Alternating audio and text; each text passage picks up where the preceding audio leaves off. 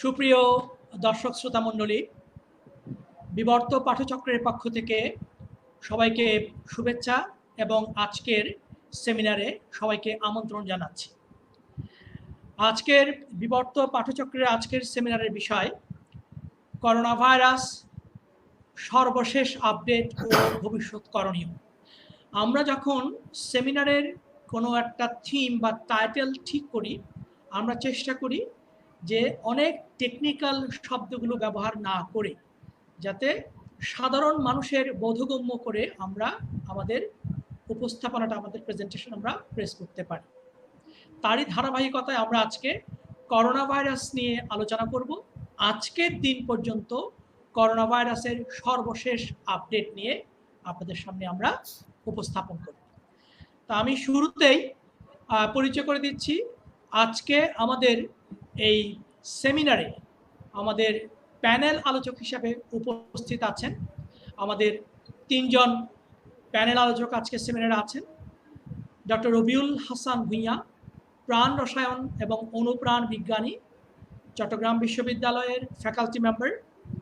আছেন doctor HM. Abdul আল মাসুদ, একজন নামকরা ভাইরোলজিস্ট, চট্টগ্রাম বিশ্ববিদ্যালয়ের ফ্যাকাল্টি মেম্বার হিসেবে কাজ করছেন। আরও আছেন একজন মেডিকেল ডক্টর, ডাক্তার আবির শাকরান মাহমুদ, বিসিএস স্বাস্থ্য সহকারী বিমানবন্দর স্বাস্থ্য কর্মকর্তা, হজরত শাহজালাল আন্তর্জাতিক বিমানবন্দর। আমি তিনজন অতিথিকে আমাদের বিবর্ত পাঠচক্রের আজকের সেমিনারে স্বাগত জানাচ্ছি। শুরুতেই আমরা বলছি যে সর্বশেষ আপডেট আমি একেবারে আজকে সন্ধ্যা 7টার সময় সংগৃহীত তথ্যের ভিত্তিতে আমি আপডেটগুলো একটু আজকের দর্শকের বা আমাদের শ্রোতাদের অবগতির জন্য জানাচ্ছি। আজকের সন্ধ্যা 7টা পর্যন্ত করোনা ভাইরাসে বিশ্বে আক্রান্ত ব্যক্তির সংখ্যা হচ্ছে 51,05,902 জন। মৃত্যুর সংখ্যা হচ্ছে 3,30,004 জন এবং আক্রান্তদের মধ্য থেকে সুস্থ হয়েছে 2,35,445 জন।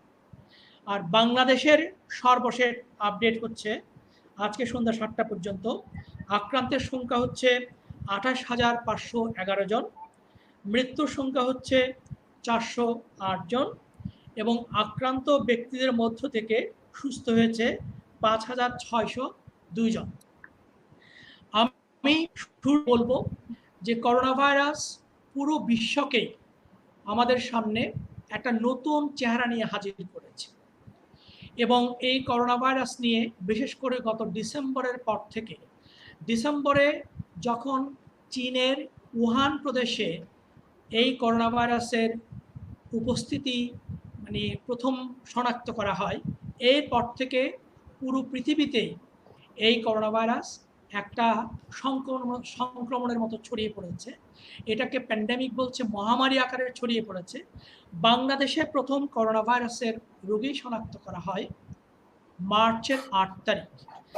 মার্চের 8 তারিখের পর থেকে আমরা আজকে পর্যন্ত এসে দেখতে পাচ্ছি আক্রান্ত হয়েছে প্রায় 28,000-এর উপরে, মৃত্যু হয়েছে প্রায় 400-র উপরে এবং এই করোনা ভাইরাস আমাদের মধ্যে একটা চরম আতঙ্ক তৈরি করেছে। আমরা করোনা ভাইরাস সম্পর্কে আমাদের যে জানাজানিগুলো, আমাদের যে বোঝাবুঝিগুলো, সেগুলো আমরা প্রধানত জেনে থাকি সংবাদপত্রের মাধ্যমে, আমরা জেনে থাকি বেসরকারি সরকারি টেলিভিশন চ্যানেলের মাধ্যমে, আন্তর্জাতিকভাবে সম্প্রসারিত ইন্টারনেট কানেকশন আমাদের এখন ব্যাপকভাবে ব্যবহৃত হচ্ছে তার মাধ্যমে। ফলে এই জানাজানির ভেতরে আমরা কিছু সংখ্যা সাধারণত পেয়ে থাকি, মৃত্যুর সংখ্যা, সংক্রমণের সংখ্যা এবং সুস্থ হওয়ার সংখ্যা। এই সংখ্যাগুলো, এই সংখ্যাবাচক বিষয়গুলো আমাদের ভিতরে এক ধরনের গুণবাচক অনুভূতি, আতঙ্ক তৈরি করে। আমরা এই পুরো ব্যাপারটা, এই ভাইরাস যেটাকে কোভিড-19 বলছি, আমরা এটাকে কেন্দ্র করে আমাদের মার্চের 8 তারিখের পরে বাংলাদেশের কনটেক্সটে যদি আমরা আলোচনা করি, আমরা কিছু বিষয়, কিছু অভিজ্ঞতা, কিছু শব্দের সাথে পরিচিত হচ্ছি। যেমন আমাদেরকে কোয়ারেন্টাইন, যেটা মার্চের 8 তারিখের আগে এই আমাদের সমাজে অত বেশি পরিচিত কোনো শব্দ ছিল না। আমরা আইসোলেশন বলছি, আমরা বলছি হোম কোয়ারেন্টাইন, আমরা বলছি এই যে শব্দগুলো আমরা ব্যবহার করছি, এগুলোর সাথে আমরা আসলে কতটা পরিচিত, এগুলোকে আমরা ঠিক আমাদের মতো করে আমাদের সমাজের মেজরিটি একটা মানুষের সাথে বোধগম্য করে আমরা আসলে কতটা উপস্থাপন করতে পেরেছি, এগুলো নিয়ে নানান বিতর্ক আছে। আমরা আজকে এই পুরো কোভিড-19 এবং করোনা ভাইরাসের এই যে একটা মহামারী বিশ্বব্যাপী, WHO আমাদেরকে প্রতিদিন সতর্ক করছে, এটা নিয়ে নানান গবেষণা হচ্ছে, জিনোম সিকোয়েন্স হয়েছে অলরেডি বাংলাদেশে, সারা পৃথিবীতে হচ্ছে, এটার মেডিসিন আবিষ্কার করার জন্য, ভ্যাকসিন আবিষ্কার করার জন্য সারা পৃথিবীতে একটা রীতিমতো যুদ্ধ তৈরি হয়েছে। কিন্তু মানুষ, আমাদের সময়ে মানুষকে আমরা এরকম একটা আতঙ্কের মধ্যে, জীবন মৃত্যুর সংখ্যার মধ্যে আমরা খুব একটা দেখি নাই। বাংলাদেশে আবার এই যে সোশ্যাল ডিস্ট্যান্সিং বলছে, যেটা সামাজিক দূরত্ব, জন হপকিন্স বিশ্ববিদ্যালয়ের যে প্রেসক্রিপশন, যেটা আমরা বলছি শারীরিক দূরত্ব, ফিজিক্যাল ডিস্টেন্সের জায়গা, সেটা মানা না মানা নিয়ে নানান ধরনের সামাজিক কিছু বয়ান, ন্যারেটিভস আমাদের মধ্যে আছে। আমরা এই সামগ্রিক টেকনিক্যাল বিষয়গুলোকে কিভাবে আরও সহজে বোধগম্য করে আমরা এখানে নন টেকনিক্যাল বিষয় হিসেবে উপস্থাপন করতে পারি, সেটাই আমরা আজকে চেষ্টা করব। শুরুতেই আমি শুরুতেই একটু ভূমিকা দিলাম, এবং বিবর্ত পাঠচক্রের ব্যাপারটা আমরা সবসময় বলি, 2001 সাল থেকে গত 20 বছর ধরে বিবর্ত পাঠচক্র নিয়মিতভাবে, কোনো সময় অনিয়মিতভাবে এই সেমিনারের আয়োজন করে আসছে, এবং আমরা পৃথিবীতে যে আমাদের জীবন, আমাদের সমাজের, আমাদের অস্তিত্বতে সম্পৃক্ত বিষয়গুলোর সাথে আমরা যে ধরনের সমস্যা, সংকট এবং বিষয়াদি আমাদের জীবনে আসে, আমরা তা নিয়ে নিয়মিতভাবে সেমিনার, সিম্পোজিয়াম করেছি। পাশাপাশি যে জ্ঞানকাণ্ডের প্রতিষ্ঠিত তথ্যগুলো নিয়ে আমরা কাজ করেছি, সমালোচনা করেছি, আলোচনা করেছি। আমরা যেটা দেখার চেষ্টা করি, করার চেষ্টা করি, সেটা হচ্ছে আমাদের মধ্যে যে প্রতিষ্ঠিত জ্ঞানকাণ্ডগুলো আছে, আমাদের যে বোঝাবুঝিগুলো আছে, সেই বোঝাবুঝিগুলোর মধ্যে যে আমরা কী করে একটা নতুন পার্সপেক্টিভ ডেভেলপ করতে পারি, আমাদের এই জানাজানির ভেতরে অজানাটাকে জানার চেষ্টা করা, আমাদের দেখাদেখির ভেতরে এই অদেখা ভুবনটাকে বোঝার চেষ্টা করা, দেখার চেষ্টা করা, বিবর্ত পাঠচক্র এই কাজটা করছে। আমরা আজকে তারই ধারাবাহিকতায় আমরা ডক্টর মাসুদকে দিয়ে শুরু করব, যে আমরা বলছি যে করোনা ভাইরাস, এটাকে আমরা বলছি কোভিড-19, এরকম শব্দ দিয়ে আমরা ধরে নিচ্ছি এটা হচ্ছে একটা ভাইরাস। এই ভাইরাস আসলে কি, এই ভাইরাসের, এই করোনা ভাইরাসের মানে চরিত্র কি, এর বৈশিষ্ট্য কি, এইটার কেন এটা এত শক্তিশালী, সারা পৃথিবীকে রীতিমতো ওলট পালট করে দিয়েছে। আমরা এই ভাইরাস কেন্দ্রিক আলোচনার মধ্যে আরও কিছু দেখেছি, যে প্রতি 100 বছর পর পর পৃথিবীর ইতিহাসে মানুষের সমাজে ভাইরাস আসছে। এটা কি আসলে কোনো কোইন্সিডেন্স, নাকি এটার কোনো একাডেমিক সায়েন্টিফিক কোনো এক্সপ্লেনেশন আছে? এই ভাইরাসের ভেতর দিয়ে আমরা এই ভাইরাস, আমরা অনেকে বলছে, আমরা আগের সেমিনারে আলোচনা করেছি, এটা চীনের একটি গবেষণাগারে এটা উৎপত্তি হয়েছে, এটা কি আদৌ সত্য কিনা, বা এই ধরনের ন্যারেটিভসের রাজনৈতিক, বৈজ্ঞানিক, একাডেমিক বিশ্লেষণ কি, এবং এই ভাইরাস কীভাবে এভাবে ছড়িয়ে পড়লো, এবং এই ভাইরাস মানে পৃথিবীতে যখন আজ থেকে 100 বছর আগে ভাইরাস আসছিল, তখন মানুষের সমাজে প্রযুক্তি এত উন্নত ছিল না, মানুষের যে চিকিৎসা ব্যবস্থা এত উন্নত ছিল না, যেটাকে আমরা বায়োমেডিসিন বলি, মানুষের অর্থনৈতিক সক্ষমতা এত উন্নত ছিল না। এখন আমরা অনেকটা উন্নত দাবি করছি, আমরা প্রযুক্তিতে ডেভেলপ করেছি, আমরা কেন এই ভাইরাসের মোকাবেলায় হিমশিম খাচ্ছি? এই ভাইরাসের যে চরিত্র, গতি, প্রকৃতি, এর যে ব্যাপকতা, এবং এটা নিয়ে সর্বশেষ একজন ভাইরোলজিস্ট হিসাবে আমি মাসুদকে প্রথম ফ্লোর দিচ্ছি বক্তব্য উপস্থাপন করার জন্য। ধন্যবাদ স্যার। সবাইকে আমার আসসালামু আলাইকুম এবং শুভেচ্ছা। আজকে যে বিবর্ত পাঠ্যচক্রের যে আলোচনা স্যার শুরু করলেন, এবং হচ্ছে এই নিয়মিত, স্যার যেহেতু বলছেন কখনো নিয়মিত কখনো অনিয়মিত যে অনুষ্ঠানটা চলছে, তো আমার মনে হচ্ছে বিবর্ত পাঠ্যচক্রের এই উদ্যোগ, যে আমাদের ছাত্রছাত্রী প্লাস যারা বিভিন্ন বিষয়ে জানতে ইচ্ছুক তাদের জন্য একটা গুরুত্বপূর্ণ ভূমিকা রাখবে। আমি শুরু করছি আসলে যেহেতু স্যার একটা কথা ওখানে উল্লেখ করছেন যে টেকনিক্যাল বিষয়গুলোকে আমরা নন টেকনিক্যাল ওয়েতে আমরা দর্শকদের জন্য, আমাদের যারা শ্রোতা আছেন তাদের জন্য উপস্থাপন করব, সেজন্য আমি শুরু করছি ভাইরাস দিয়েই। যে ভাইরাস জিনিসটা কি, এখন পর্যন্ত যে পৃথিবীতে বলা হচ্ছে যে ৬,০০০-এর অধিক হচ্ছে ভাইরাস স্পেসিস হচ্ছে আইডেন্টিফাইড, যাদের সম্পর্কে জানা হচ্ছে। তাছাড়া যে ভাইরাস যে জিনিসটা, ওখানের মধ্যে আপনার তিনটা জিনিস বেসিক্যালি থাকে। একটা হচ্ছে জেনেটিক ম্যাটেরিয়াল, আমাদের হিউম্যান বডিতে যেমন মানব দেহে যেমন আপনার ডিএনএ থাকে, ঠিক তেমনি হচ্ছে ভাইরাসের ওখানেও আপনার জেনেটিক ম্যাটেরিয়াল হিসেবে, তার মানে হচ্ছে তার জিন বংশ, তার ধারক এবং বাহক হিসেবে সেখানে হয়তো ডিএনএ থাকতে পারে অথবা আরএনএ থাকতে পারে। আরেকটা জিনিস হচ্ছে ওই ডিএনএ এবং আরএনএ এর চারপাশে ওটাকে প্রোটেক্ট করার জন্য যে একটা প্রোটিন, একটা কোড থাকে, যেটাকে সায়েন্সে ভাষায় ক্যাপসিড বলে। আর তাছাড়া কিছু কিছু ভাইরাসের মধ্যে, সব ভাইরাস আবার থাকে না, যেটা হচ্ছে ওই ক্যাপসিডের বাইরেও একটা আবরণ থাকে, যেটাকে হচ্ছে আপনার আউটার মেমব্রেইন, যেটাকে আমরা যে লিপিড বাইলেয়ার বলে থাকি। তা এখন এটা হচ্ছে ওভারঅল একটা ভাইরাসের মধ্যে কি থাকে। আর তাছাড়া এখন যদি আপনি বলি, যদি ভাইরাস একটা হোস্টকে যদি, তার মানে হচ্ছে যদি ইনফেক্ট করে, তার মানে সংক্রমণ করে, আমরা জানি যে ভাইরাসের নিজস্ব, ভাইরাস নিজে নিজে কোনো ধরনের বংশ বিস্তার করতে পারে না, তার একটা অবশ্যই একটা পোষক দরকার হয়। তার মানে হচ্ছে সে যে কোনো একটা পোষক হতে পারে, সেটা হচ্ছে পশু পাখির মধ্যে হতে পারে, মানুষের মধ্যে হতে পারে, যে কোনো একটা হচ্ছে আপনার জীবের মধ্যে হতে পারে, যে কোনো জীব কোষের মধ্যে সে বংশ বিস্তার করতে পারে। তা এখন যেহেতু আমরা কোভিড-19 সম্পর্কে আমরা বলছি, সেজন্য আমরা মানুষ সম্পর্কেই ব্যাপারটাকে আমরা হাইলাইট করছি। যখন মানবদেহে একটা ভাইরাস যখন ইনফেক্ট করে, তখন কি ঘটে? আমরা যদি আমাদের যে মানবদেহের কোষগুলাকে, যে সেল যেগুলো বলে থাকি, কোষগুলাকে যদি একটা ঘরের সাথে তুলনা করি, তাহলে আর ভাইরাসটাকে যদি আমরা একটা চোরের সাথে তুলনা করি, তাহলে আমরা ডেফিনেটলি একটা চোর যদি ঘরের মধ্যে ঢুকতে চায়, তাহলে আমাদের মানুষ যারা আছে তারা অবশ্যই কিছু না কিছু বাধা দিবে। সেক্ষেত্রে ভাইরাস যখন সংক্রমণ শুরু করবে, সংক্রমণের প্রথম ধাপে কিছু না কিছু সেল, তার মানে হচ্ছে হিউম্যান বডিতে প্রতিরোধমূলক ব্যবস্থা হিসেবে প্রথমে একটা একটা প্রথম ধাপের একটা প্রতিরোধ তৈরি হতে পারে। এই যে প্রথম ধাপের যে প্রতিরোধ ব্যবস্থা, সেটাকে বলা হয় যে ইনেট ইমিউনিটি বলা হয়। যে এটা হচ্ছে, আমি সংক্ষেপে বলছি, এই ইনেট ইমিউন সিস্টেম যেটা হয়, ইনেট ইমিউন রেসপন্স যেটাকে বলছি আমরা, সেটা নন স্পেসিফিক হয়। এটা হচ্ছে লং টাইম হয়তো লাস্ট করে না। পরবর্তী ধাপে হয়তো চোরটা ঢুকে পড়লো, কিন্তু এখন আমাদের হয়তো চোর ঢোকার পরে যে আমরা বাসার মধ্যে যা কিছু আছে তা নিয়ে অস্ত্র শস্ত্র নিয়ে আমরা ওটাকে মোকাবেলা করার চেষ্টা করি। ঠিক তেমনি সেকেন্ডারি যখন প্রাইমারি ইমিউন রেসপন্স, তার মানে হচ্ছে প্রথম ধাপে যদি কোষ, যদি আপনার যে আমাদের হিউম্যান বডি যদি ওটাকে রেসপন্স করতে না পারছে, তখন সেকেন্ড ধাপের যে ইমিউন রেসপন্স তৈরি হয়, সেটাকে বলা হয় অ্যাডাপটিভ ইমিউন রেসপন্স। এই অ্যাডাপটিভ ইমিউন রেসপন্স আপনারা হয়তো বিভিন্ন ধরনের যখন ভাইরাল ইনফেকশন তৈরি হয়, হয়তো আপনারা যখন টেস্টগুলা করেন, যে টেস্টের মধ্যে দেখেন হয়তো আইজিজি টেস্ট অথবা আইজিএম টেস্ট, এই যে ধরনের টেস্টগুলো আপনারা দেখে থাকেন স্বভাবতই।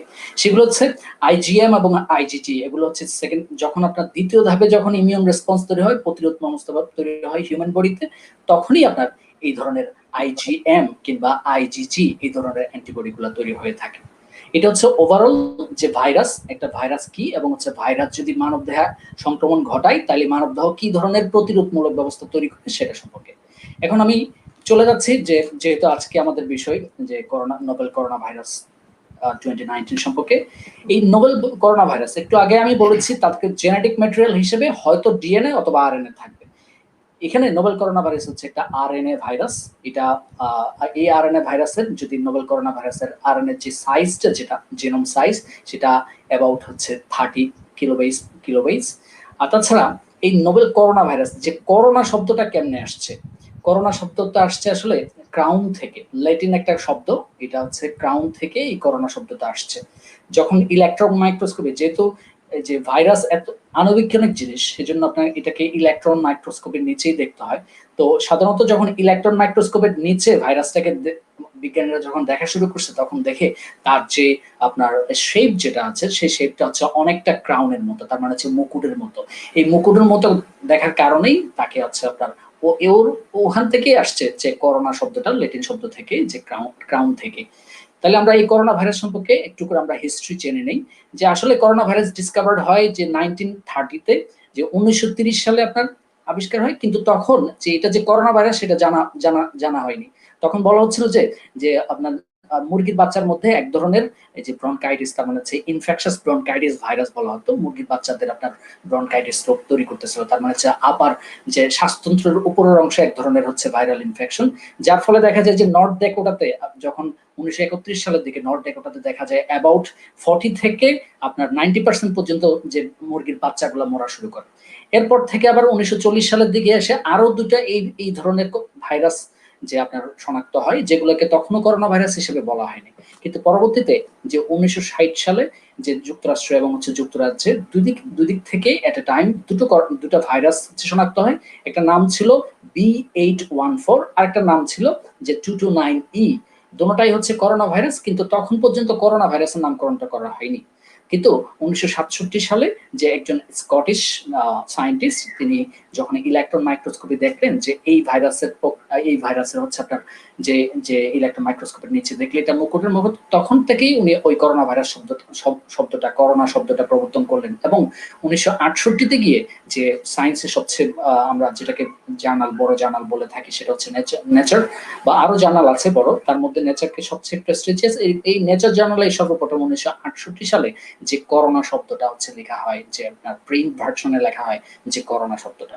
তাহলে এছাড়া যে এই পর্যন্ত অনেকগুলো করোনা ভাইরাসের প্রজাতি আসছে, তার মধ্যে হচ্ছে 4টা ক্যাটাগরিতে ভাগ করা হয়। একটা হচ্ছে আলফা, বেটা, গেমা এবং হচ্ছে ডেল্টা। তার মধ্যে হচ্ছে আলফা এবং বেটা সাধারণত হচ্ছে যে ম্যামলস যেগুলোকে আমরা যে ম্যামলস গুলোকে সংক্রমণ করতে সক্ষম। আর গেমা এবং হচ্ছে ডেল্টা যে দুটো ক্যাটাগরি, এই দুটো ক্যাটাগরি হচ্ছে আপনার সাধারণত যে আপনার অ্যানিমালস গুলো বার্ডস যেগুলো আছে, বার্ডস এর প্রজাতিগুলোকে সংক্রমণ করতে সক্ষম। এই যে মানুষকে সংক্রমণ করতে পারে এরকম করোনা ভাইরাসের সংখ্যা হচ্ছে এই নতুন নোভেল করোনা ভাইরাস 2019 সহ 60টির মধ্যে যে বেশিরভাগ করোনা ভাইরাসের ক্ষেত্রে দেখা গেছে সামান্য সিমটম, যেগুলো হচ্ছে আপনার যে সর্দি কাশি হয়তো কমন কোল্ডে যে সিমটমস গুলো আছে, সেই সিমটমস গুলো দেখা গিয়ে পরবর্তীতে ভালো হয়ে গেছে। কিন্তু 2003 সালে যে সার্চ করোনা ভাইরাস, যেটাকে severe acute respiratory syndrome corona virus বলা হয়, সেটা 2003 সালে সেটার উৎপত্তি স্থল ছিল চীনে, যেটা হচ্ছে বাদুড়ের মাধ্যমে একটা অন্তর্বর্তীকালীন একটা হোস্ট, ইন্টারমিডিয়েট একটা হোস্ট ব্যবহার করে সে হচ্ছে মানুষের ক্ষেত্রে ট্রান্সমিট হয়। এই হোস্টটা ছিল এক ধরনের বিড়াল, যেটা সিভেট ক্যাট বলা হয়, যে এক ধরনের বিড়াল। এটার কারণে হচ্ছে মানুষের মৃত্যু ঘটেছে, যেমন এটার অ্যাবাউট 10% মানুষ হচ্ছে মারা গেছে এই সার্চ করোনা ভাইরাস 2003 সালে যে স্প্রেডটা হয় সেটার কারণে। আর তাছাড়া পরবর্তীতে 2012 সালে যে middle east respiratory syndrome corona virus, যেটাকে মার্চ করোনা ভাইরাস বলা হয়, সেই মার্চ করোনা ভাইরাসের কারণে হচ্ছে ইনফেক্টেড সংখ্যা কম হলেও সেখানে মৃত্যু রেট ছিল অ্যাবাউট আপার দেন 30%। তার মানে হচ্ছে 30 ভাগের অধিক হচ্ছে মানুষ মারা গেছে ওটাতে। তাহলে এখন যে করোনা ভাইরাসটাকে আমরা ফোকাস করছি, যেটা প্যান্ডেমিক সিচুয়েশন এখন ক্রিয়েট করছে সমগ্র বিশ্বব্যাপী, সেটাকে আপনার নোভেল করোনা ভাইরাস 2019 কেন বলা হচ্ছে? কারণ হচ্ছে যে চীনের উহান শহরে, আপনারা সবাই অবগত আছেন, ওখানে ডিসেম্বরের শেষের দিকে এক ধরনের ভাইরাস দেখা গেছে, যে ভাইরাসের নিউমোনিয়া তৈরি হচ্ছে এবং হচ্ছে মানুষ মারা যাচ্ছে। তখন আপনার ওখান থেকে রিপোর্টেড হল নতুন একটা ভাইরাস, যেটা করোনা ভাইরাস প্রজাতির, এবং হচ্ছে এটা নাম দেওয়া হয় নোভেল করোনা ভাইরাস 2019। পরবর্তীতে দেখা যায় যখন জেনেটিক সিকোয়েন্স গুলা করা হয়, জিন সিকোয়েন্সিং করে দেখা যায় কি যে ওই করোনা ভাইরাসের জিন সিকোয়েন্সের সাথে যে 2003 সালে যে সার্চ করোনা ভাইরাস ছিল, সার্চ কোভ ছিল, তার জেনেটিক সিকোয়েন্সের সাথে অ্যাবাউট 80% মিল আছে। সেই জন্য নতুন নামকরণ না করে আমার মনে হয় যে যখন নামকরণ করা হয়, ওটার যেহেতু জেনেটিক সিমিলারিটি আছে, সেজন্য সার্চ কোভ 2 এটাকে নামকরণ করা হলো। তাহলে এখন যে সার্চ কোভ 2 যেটা যে এখন তৈরি হলো, তাহলে এর মধ্যে আমি ডিটেল যাওয়ার আগে এর প্রোটিন গুলো সম্পর্কে একটু বলি। যে আমি প্রথম দিকেই বলেছি ভাইরাসের মধ্যে আপনার কি থাকবে, যে প্রোটিন থাকবে, তার বাইরের আবরণ থাকবে, ক্যাপসিড থাকবে, এর বাইরের আবরণ হচ্ছে আপনার হচ্ছে এনভেলপ থাকে, যে লিপিড বাইলেয়ার যেটা থাকে সেটা থাকে। তাহলে এই ভাইরাসেরও আপনার কতগুলা নন স্ট্রাকচারাল প্রোটিন থাকে, যেহেতু আমি বলেছি এটা অ্যাবাউট 30 কিলোবাইস পর্যন্ত একটা সাইজের ভাইরাস। এটার হচ্ছে আপনার নন স্ট্রাকচারাল প্রোটিন থাকে, আর হচ্ছে স্পাইক প্রোটিন থাকে, যেটাকে কাটা, যেহেতু হচ্ছে ভাইরাস, যে স্পাইক প্রোটিন থাকবে, আর এনভেলপ প্রোটিন থাকবে, আর হচ্ছে আপনার নিউক্লিক অ্যাসিডের যে প্রোটিনগুলো থাকে, এই প্রোটিনগুলো থাকবে। সাধারণত আমরা যখন যে পেপারে লিখে বা কোনো জার্নাল লেখা, তখন সাধারণত S protein, E protein, M protein, N protein এইভাবে লেখা থাকে। তাহলে এই প্রোটিনগুলাই হচ্ছে সাধারণত আপনার এই ভাইরাসটার মধ্যে দেখা যায়। তাহলে এখন ডক্টর মাসুদ, আমি একটু ইন্টারভেন করি। Sure sure. আমার কাছে একটু মনে হচ্ছিল যে এটা নন টেকনিক্যাল করতে গিয়ে মোর টেকনিক্যাল হয়ে যাচ্ছে। তো আমি আরেকটু যদি মানে টেকনিক্যাল করা যায়, আমি স্পেসিফিক দুইটা প্রশ্ন এখানে রেখে যাচ্ছি। একটা হচ্ছে এইটা যে মানে চীনের একটা ল্যাব থেকে ছড়িয়ে পড়েছে, এই যে কথাটা আছে, এটা নিয়ে স্পেসিফিক উত্তর জানা দরকার এক। আর আরেকটা হচ্ছে অন্যান্য যে ভাইরাসের ব্যাখ্যা তুমি দিলে এবং নামকরণের ইতিবৃত্ত বললে, ওই ভাইরাসগুলোর সাথে এই ভাইরাসের কোন জায়গায় একটা গুণগত পার্থক্য আছে, প্রকৃতিগত পার্থক্য আছে, যে কারণে মানে সাধারণ দর্শকরা বোঝার মতো করে, যে কারণে এটা এত বেশি মানে সংক্রমিত হয়েছে, বিশ্বকে একেবারে নাড়া দিয়েছে। এই দুইটা পয়েন্ট যদি একটু স্পেসিফিক্যালি বলো তাহলে একটু দর্শকরা বুঝতে সুবিধা হবে। হ্যাঁ প্লিজ। থ্যাংক ইউ স্যার, আমি আসতেছি। আসলে তাহলে একটু আগে বললাম যে এই প্রোটিনগুলো থাকে, তার মধ্যে হচ্ছে যেটা হচ্ছে একটা ভাইরাস যখন একটা সেলকে, একটা কোষকে যখন সংক্রমণ ঘটাবে, প্রথম ধাপে হচ্ছে তাকে হচ্ছে ওই সেলের সাথে বন্ধন তৈরি করতে হবে। তাহলে বন্ধন তৈরি করে কিভাবে? এই করোনা ভাইরাস হচ্ছে বন্ধনটা তৈরি করে এই যে এস প্রোটিনের মাধ্যমে, স্পাইক প্রোটিনের মাধ্যমে। তার মানে হচ্ছে আপনারা যখন যে ভাইরাসের ছবিটা দেখেছেন তখন দেখা যায় যে কাটার মতো কতগুলো বাইরের অংশ দেখা যায়।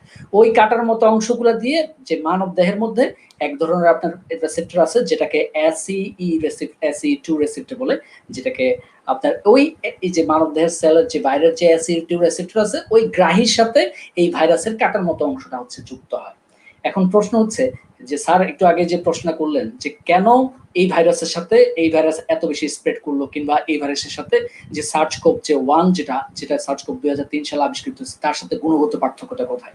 আমি একটু আগেই স্যারকে বলে যে সবার উদ্দেশ্যে বলেছি, যেহেতু অ্যাবাউট 80% তার মিল আছে। আমি এই যে যেহেতু প্রথম ধাপটাই হচ্ছে ভাইরাস যখন যুক্ত হবে সেলের সাথে অ্যাটাচমেন্টে, তার কাটা যুক্ত, তার মানে হচ্ছে তার স্পাইকটা হচ্ছে সবচেয়ে বেশি গুরুত্বপূর্ণ প্রথমে হচ্ছে যুক্ত হওয়ার ক্ষেত্রে।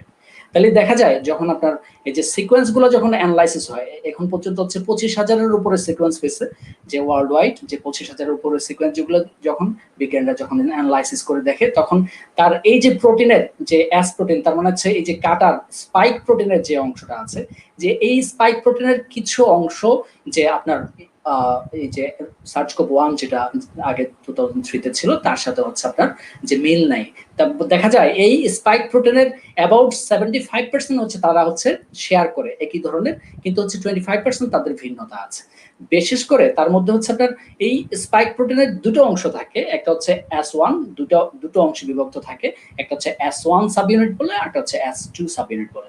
এই দুটো সাব ইউনিটের মাঝখানে একটা হচ্ছে আপনার ফিউরিন ক্লিভেজ সাইট বলা হয়, যেটা হচ্ছে যে SARS-CoV-1 এ নাই কিন্তু SARS-CoV-2 তে আছে, যে বর্তমান SARS-CoV-2 তে আছে। তাহলে সেক্ষেত্রে দেখা যায় বিজ্ঞানীরা ধারণা করছে যে যতটুকু পার্থক্য আছে, যে আপনার ওই যে SE2 রেসেপ্টরের সাথে বাইন্ড করার জন্য কতগুলো ডোমেইন থাকে, কতগুলো অংশ থাকে যেগুলো তাকে ফ্যাসিলিটেট করে, তাকে এনকারেজ করে বাইন্ড করার জন্য, ওইরকম ডোমেইন এবং হচ্ছে এই যে ফিউরিন ক্লিভেজ সাইট, যে সাইটটা যে SARS-CoV-2 তে আছে, হয়তো এই ফিউরিন ক্লিভেজ সাইট এবং এই সাইটটা এবং হচ্ছে যে ডোমেইন গুলো আছে, সেই ডোমেইনের যতটুকু অল্প ভিন্নতা আছে, সেই ভিন্নতা, এই দুটো ভিন্নতার কারণে হয়তো তারা হচ্ছে আপনার SE2 রেসেপ্টরের সাথে হিউম্যান বডির SE2 রেসেপ্টরের সাথে সবচেয়ে বেশি অ্যাটাচ হচ্ছে।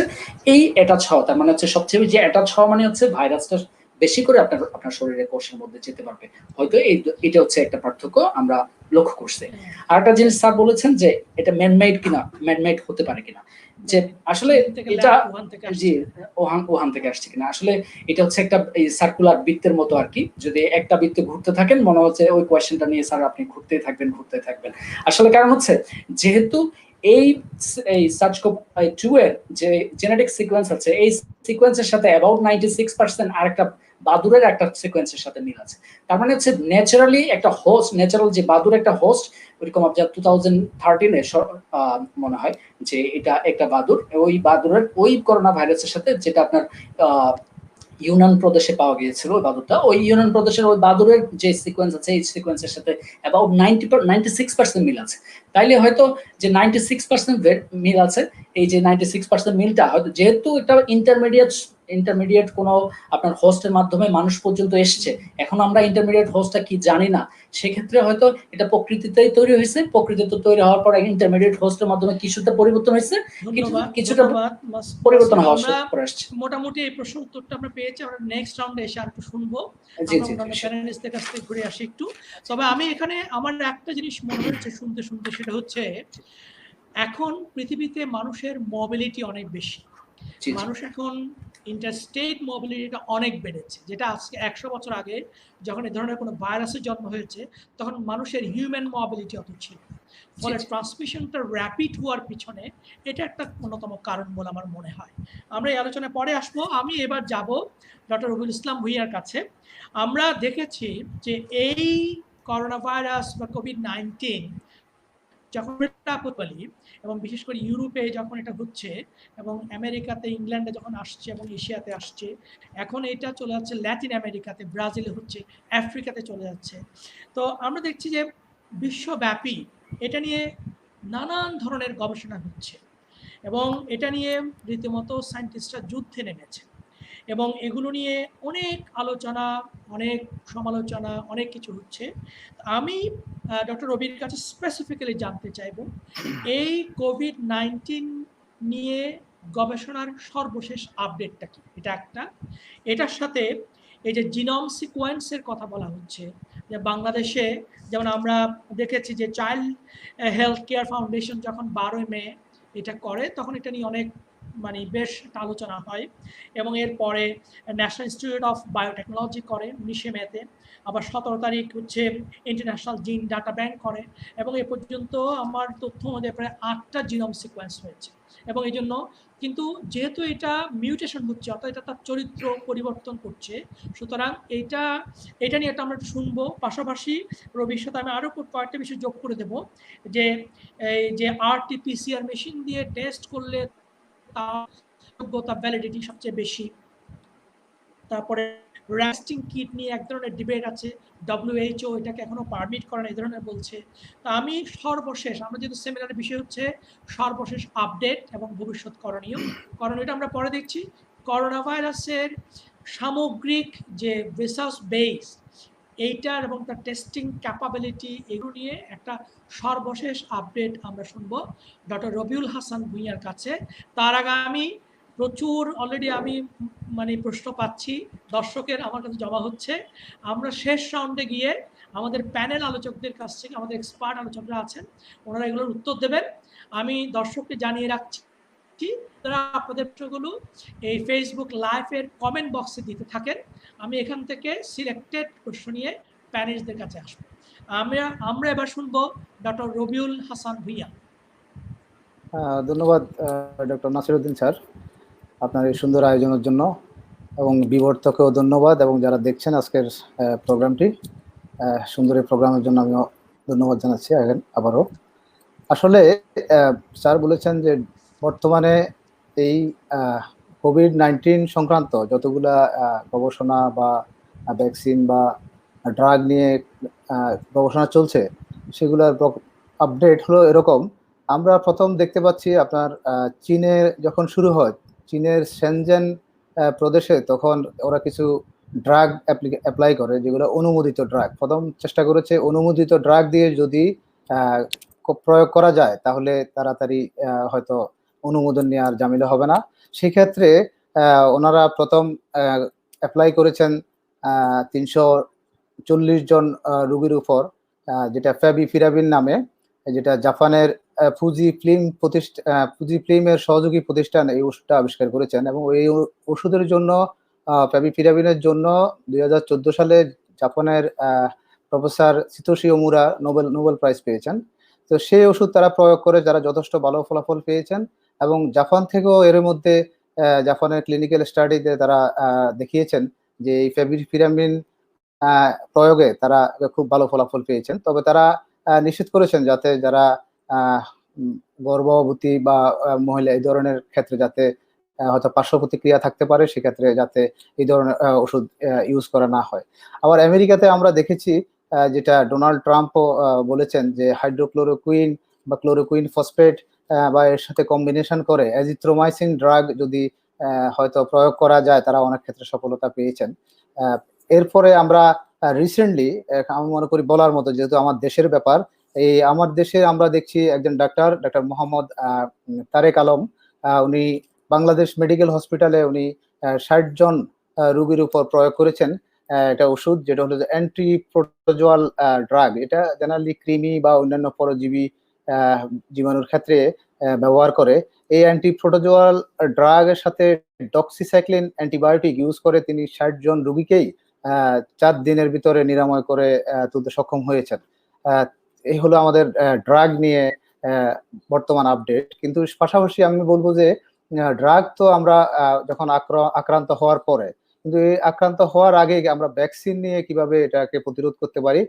তো সেক্ষেত্রে ভ্যাকসিন নিয়ে আসলে যখন আমরা সবাই জানি যে অক্সফোর্ড ইউনিভার্সিটির সায়েন্টিস্ট, ভ্যাকসিনোলজি ডিপার্টমেন্টের, ওনার নাম সারা গিলবার্ট, উনি একটা ভ্যাকসিন 23শে এপ্রিল উনি প্রয়োগ করেছেন 510 জন স্বেচ্ছাসেবক একটা টিম, 510 জনের উপর।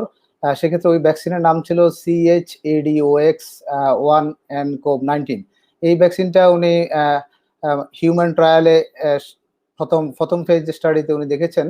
কিন্তু গত পরশু দিন আমরা আবার কয়েকটা নিউজে দেখতে পেলাম এই ওষুধের যদিও সেফটি আছে, কিন্তু কার্যকারিতা 100% পাওয়া যায়নি।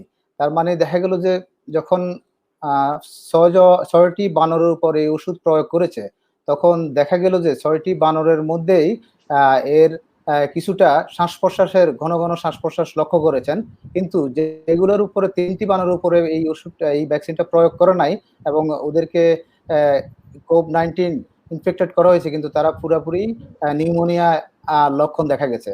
তো ফলে দেখা গেল যে এই ভ্যাকসিনটা আসলে 100% কার্যকারিতা দেয় নাই, কিন্তু পার্শিয়ালি আংশিক কার্যকরী দেখা গেল, যেহেতু যাদের উপর যে বানরগুলো 6টি বানরের উপর প্রয়োগ করছে তারা পুরোপুরি নিউমোনিয়া আক্রান্ত হয় না, কিন্তু শ্বাস প্রশ্বাস ঘন ঘন শ্বাস প্রশ্বাস আনা নেওয়া লক্ষণ করেছেন। তো সেই ক্ষেত্রে আসলে এটা নিয়েও আমরা 100%-এর মতো আসলে আশাবাদী হতে পারছি না। সেক্ষেত্রে আবার আমেরিকাতে আবার একটা ড্রাগের কথা, আমরা ভ্যাকসিনের কথা আমরা শুনেছি, সেটা হলো আমেরিকার মডার্না সম্ভবত মডার্না বায়োটেক কোম্পানি, তারা একটি ড্রাগ ডেভেলপ, যুক্তরাষ্ট্রের therapeutics, right, thank you sir. Moderna therapeutics এই তারও বানরের উপর প্রয়োগ করেছেন, এবং যেই 6টি বানরের উপর প্রয়োগ করেছেন 6টি বানরেই তারা কোনো লক্ষণ পায়নি, এবং বাকি 3টি বানরকে যাদেরকে এই ভ্যাকসিন দেওয়া হয় না তারা কিন্তু পুরোপুরি আক্রান্ত হয়েছেন। তো এই ভ্যাকসিন থেকে আমরা কিছুটা আশাবাদী হতে পারি যে একটা কার্যকরী ভ্যাকসিন আমরা হয়তো পাবো, যদি অন্যান্য, যেহেতু ভ্যাকসিন আবিষ্কারের কয়েকটা ফেজ আছে, first phase, second phase, third phase, fourth phase. প্রথম অবস্থা ভ্যাকসিনটা তৈরি করে অ্যানিমেলের উপর দেওয়া হয়, এরপরে এর সেফটি আছে কিনা অল্প সংখ্যক লোকের উপর এটা দেওয়া হয়, এবং সেফটি যখন দেখে সেফটি ভালো, কোনো সমস্যা নেই, তখন এরকম হান্ড্রেডস অফ পিপলের উপরে এটা প্রয়োগ করা হয় এটার কার্যকারিতা দেখার জন্য। এরপরে থাউজেন্ডস অফ পিপলের উপর প্রয়োগ করে, বিভিন্ন স্টেপে প্রয়োগ করে। তো আমরা এই ভ্যাকসিনের আসলে মনে হচ্ছে একটা আশাবাদী হতে পারে এই ভ্যাকসিনের সাথে সাথে চীন একটা দাবি করছে, যখন অক্সফোর্ড বিশ্ববিদ্যালয়ের সারা গিলবার্টের ভ্যাকসিনের পরে তারা দাবি করছে তারাও একটা ভ্যাকসিন আবিষ্কার করতে যাচ্ছেন, এবং তারাও বানরের উপর প্রয়োগ করছেন। তারাও মোটামুটি দেখছেন বানরের মধ্যে যাদেরকে প্রয়োগ করেছেন তাদের ওই ধরনের কোনো লক্ষণ পাওয়া যায়নি, ইনফেকশাসের কোনো লক্ষণ পাওয়া যায়নি। এর মধ্যে আমরা আরেকটা ভ্যাকসিনের কথা শুনলাম ইটালি থেকে। তারা বলছেন যে তারা ইঁদুরের উপর এই ভ্যাকসিনটা এই প্রয়োগ করার পরে ভ্যাকসিনের যখন ইনফেকশাস দেওয়া হলো, তখন দেখা গেল তারা ইঁদুরের মধ্যে অ্যান্টিবডি তৈরি করতে সক্ষম হয়েছে। এই হলো আসলে এই পর্যন্ত আমার জানা মতে ভ্যাকসিন বা ড্রাগ রিলেটেড আপডেট। ধন্যবাদ স্যার। আমি সাথে ডক্টর রবি, আমি আরেকটা জিনিস তোমাকে জানতে চাইবো যে এই যে পিসিআর, মানে পিসিআর টেস্ট এবং র্যাপিড টেস্ট, এই দুইটা নিয়ে যে একটা ডিবেট আছে, এইটা যেহেতু আমি যতটুকু জানি যে মানে এই যখন বাংলাদেশ পিসিআর টেস্ট শুরু হয় তখন তোমার কিছু মন্তব্য ছিল এই বিষয়ে। এই র্যাপিড টেস্ট কেন WHO এখনো অনুমোদন দিচ্ছে না, এইটার মেরিট ডিমেরিট কি, আর RT-PCR টেস্টের কেন ভ্যালিডিটি বিশ্বব্যাপী, কেন এটাকে মানে গুরুত্ব দেওয়া হয়, যদি এটা নিয়ে একটু বলো। তারপর ধন্যবাদ আমরা স্যার। ডক্টর আবির হ্যাঁ। RT-PCR টেস্ট হলো যে আপনি যদি যখন নেজাল স্যাব থেকে আপনি স্যাম্পলটা কালেকশন করে আনবেন, আনে যদি একটা ভাইরাস থাকে, একটা ভাইরাসের RNA পাওয়া যায় ওখানে, ওই একটা ভাইরাসকে সে শনাক্ত করতে সক্ষম RT-PCR এর মধ্যে, এবং এটা ওয়ার্ল্ড ওয়াইড গোল্ড স্ট্যান্ডার্ড এটা পদ্ধতি। কিন্তু আপনি যদি যেটা আমরা র্যাপিড টেস্ট বা অ্যান্টিবডি টেস্ট বলি, এই টেস্টগুলো আসলে পুরোপুরি 100% না, 92 থেকে 95% পর্যন্ত অ্যাকুরেসি দেয়। ফলশ্রুতিতে যে 5% হয়তো বা ফলস পজিটিভ হতে পারে, এই 5% ফলস নেগেটিভ হতে পারে। কিন্তু এই 5% ফলস নেগেটিভ হলে এই 5 জন রোগী আবার সমাজে আবার সংক্রমণ শুরু করবে, তাহলে আমাদের আবার সেই RT-PCR এর দিকে ঘুরে ফিরে আসতে হচ্ছে। ফলে দেখা যাচ্ছে আসলে আমাদের RT-PCR এর দিকে মনোযোগ দেওয়া উচিত এবং এর সংখ্যা বাড়ানো উচিত। আচ্ছা, ধন্যবাদ ডক্টর রবিকে। আমি এবার যাব ডাক্তার আবির শাকরান মাহমুদের কাছে। আমাদের মধ্যে একেবারে প্র্যাকটিশনার একজন ডাক্তার আছেন। তো ডাক্তার আবিরকে আমি জাস্ট এখানে আরেকটু পরিচয় করে দিচ্ছি। সেটা হচ্ছে বাংলাদেশে যখন মানে চীন থেকে ইটালি থেকে প্রথম যে ফ্লাইটগুলো ইন করে এয়ারপোর্টে, অর্থাৎ বাংলাদেশ তখনও ইনফেক্টেড না। তো এই বাইরের যে আউটগোয়িং মানে ইনকামিং প্যাসেঞ্জারগুলো ইন করে যে এয়ারপোর্টের ভেতর দিয়ে, যে স্ক্রিনিংয়ের ভেতর দিয়ে, সেই টিমটার সাথে সেখানে মিলিটারির একটা ফোর্স, সেই টিমটার সাথে ডক্টর আবির কাজ করে। ফলে ভাইরাস আমদানির ক্ষেত্রে বা ঢুকতে দেওয়ার ক্ষেত্রে আবির শাকরান মাহমুদের কন্ট্রিবিউশন থাকতে পারে। তা আমি একটু ডক্টর আবিরকে জানতে চাইবো, আমরা চীন থেকে প্রথম আসলো, তাদেরকে আইসোলেশনে রাখা হয়েছে, তারপরে বিভিন্ন দেশ থেকে আসলো, আমেরিকা থেকে আসলো, ইংল্যান্ড থেকে আসলো, ইটালি থেকে যখন আসলো, এবং আমরা পেলাম যে এই যে আমরা ডাক্তার হিসেবে আবির কাছে জানতে চাইবো যে যে ট্রেসিং, কন্ট্যাক্ট ট্রেসিং এই যেগুলো ছিল, তারপরে হচ্ছে যে মানে কন্টামিনেশন, ইনফেকশন, তারপর আমরা বলছি যে সোশ্যাল ট্রান্সমিশন, কমিউনিটি ট্রান্সমিশন, এইগুলোর যে এগুলো মেডিকেল টার্ম, আমরা যদি এগুলো একটু নন টেকনিক্যাল জায়গা থেকে দেখি, পাশাপাশি যেমন ডক্টর রবি যেটা বলছিল যে এটা একটা RNA, যেমন ডক্টর মাসুদে বলছিল এটা RNA ভাইরাস, কিন্তু আমরা দেখতে পাচ্ছি যে যুক্তরাষ্ট্রের মানে ইনোভিউ বলে একটা কোম্পানি কিন্তু ভিত্তিক একটা প্রযুক্তি দিয়ে চেষ্টা করছে ভ্যাকসিন আবিষ্কারের। এ পর্যন্ত যেই টিকা আবিষ্কারের যে ব্যাকগ্রাউন্ড আমরা সহসা আপডেট পাচ্ছি, সেটা হচ্ছে জার্মান বায়োটেকনোলজি কোম্পানির, তারা একটা কিউরেট বলে একটা মেডিসিন টিকা আবিষ্কার করার চেষ্টা করছে। যুক্তরাষ্ট্রের, যেটা ডক্টর রবি বলেছে, মডার্না থেরাপিউটিক্স, তারা একটা করছে। তারপরে হচ্ছে যুক্তরাষ্ট্রের ফাইজার এবং জার্মানির বায়োএনটেক, তারা জয়েন্টলি একটা মেসেঞ্জার RNA থিওরি দিয়ে করছে। তারপর অক্সফোর্ডের আমরা মানে সারা গিলবার্টের কথা জানি। তো ডাক্তার আবির একজন ডাক্তার হিসেবে তুমি যদি দর্শকের জন্য, যে আমরা মেডিকেল সায়েন্স এই পুরো ব্যাপারটাকে অ্যাড্রেস করার ক্ষেত্রে আমরা আসলে কোন জায়গায় আছি, সর্বশেষ আপডেট কি, রবি খানিকটা মানে গবেষণার জায়গা থেকে বলেছে, তুমি একটু প্র্যাকটিশনার জায়গা থেকে।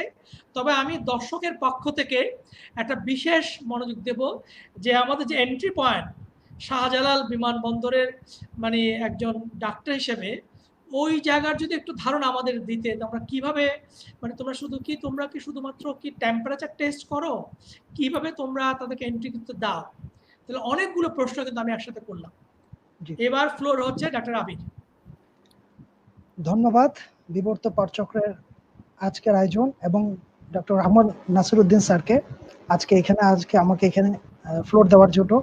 এবং আমি শুরুতেই আসলে মহান আল্লাহ তাআলার কাছে কৃতজ্ঞতা প্রকাশ করছি, এবং আজকে বলে রাখছি যে করোনা ভাইরাসের যে বর্তমান এই মহামারীর এই সময়ে আমার আসলে একটু মন খারাপ হলেও সত্য কথা সেটা হচ্ছে যে রিসেন্ট যেটা আমপান যে ঘূর্ণিঝড় বা সাইক্লোন হয়েছে, তাতে অনেকে জেনেছেন যে অনেকে কিছু মানুষ মারা গিয়েছেন, তাদের বিদেহী আত্মার মাগফিরাত কামনা করছি।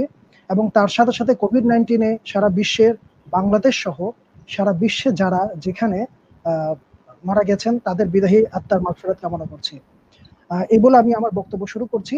আপনারা স্যারের ইন্ট্রোডাকশন শুনে ইতিমধ্যেই জানেন যে আমি বিসিএস পোস্টিং এখন আমার অ্যাসিস্ট্যান্ট এয়ারপোর্ট হেলথ অফিসার হিসেবে হযরত শাহজালাল ইন্টারন্যাশনাল এয়ারপোর্টে। ওখানে আমি করোনার যে স্ক্রিনিং টিম সেখানে কাজ করছি। এবং এখানে প্রায় আমি যখন এই ফেব্রুয়ারির মাঝামাঝি থেকে যখনই এই ভাইরাসটি নিয়ে বিশ্বব্যাপী একটি আলোড়ন সৃষ্টি হলো, তখন থেকেই সরকার আমাদের ওখানে পোস্টিং দিয়েছে এবং এরপর থেকে আমি প্রতিনিয়ত ওখানে কর্মরত আছি। তো স্যার যেটা প্রথমে বলেছেন যে আমি ধীরে সুস্থে আসছি সবকিছু, যে আমরা ওখানে আসলে কি করি, এটা শুধু স্যারের কোয়েশ্চেন না, এটা জনমানুষের কোয়েশ্চেন যে এয়ারপোর্টে কি করা হচ্ছে। প্রথমে যখন চীনের উহান থেকে প্রথম ফ্লাইটটা বাংলাদেশে গণপ্রজাতন্ত্রী বাংলাদেশ সরকার আমন্ত্রণে আসলো, তাদেরকে আমরা প্রাতিষ্ঠানিক কোয়ারেন্টিনে রেখেছিলাম, সেই টিমটাতেও আমি ছিলাম। এরপর যখন ইটালি থেকে প্রথম আসলো সেখানেও আমি ছিলাম। তো যে কারণে ডাইরেক্ট আমার কিছু এক্সপোজার জনিত কারণে বেশ কিছু জ্ঞান হয়েছে। এখানে যারা রয়েছেন স্যারেরা যথেষ্ট আমার থেকে নলেজেবল এবং তারা লার্নেড পারসন। তার তুলনায় আমি হয়তোবা অনেক কম জানি, কিন্তু মেডিকেল পার্সপেক্টিভে একজন চিকিৎসক হিসাবে আমার কিছু নিজের জায়গা থেকে কিছু বলার রয়েছে। প্রথমত, আমরা এয়ারপোর্টে আসলে কি কি করি, এটা হচ্ছে আমরা এখন যেটা করছি সেটা হচ্ছে প্রত্যেকে, যারা আপনি জানেন ইতিমধ্যে যে এয়ারপোর্ট আসলে বেশিরভাগ এয়ারপোর্ট এই লকডাউন ইন্টারন্যাশনাল, যে আপনার প্রত্যেকটা দেশে কান্ট্রি টু কান্ট্রি এখন আসলে যোগাযোগটা বন্ধ। আমরা যেটা করছি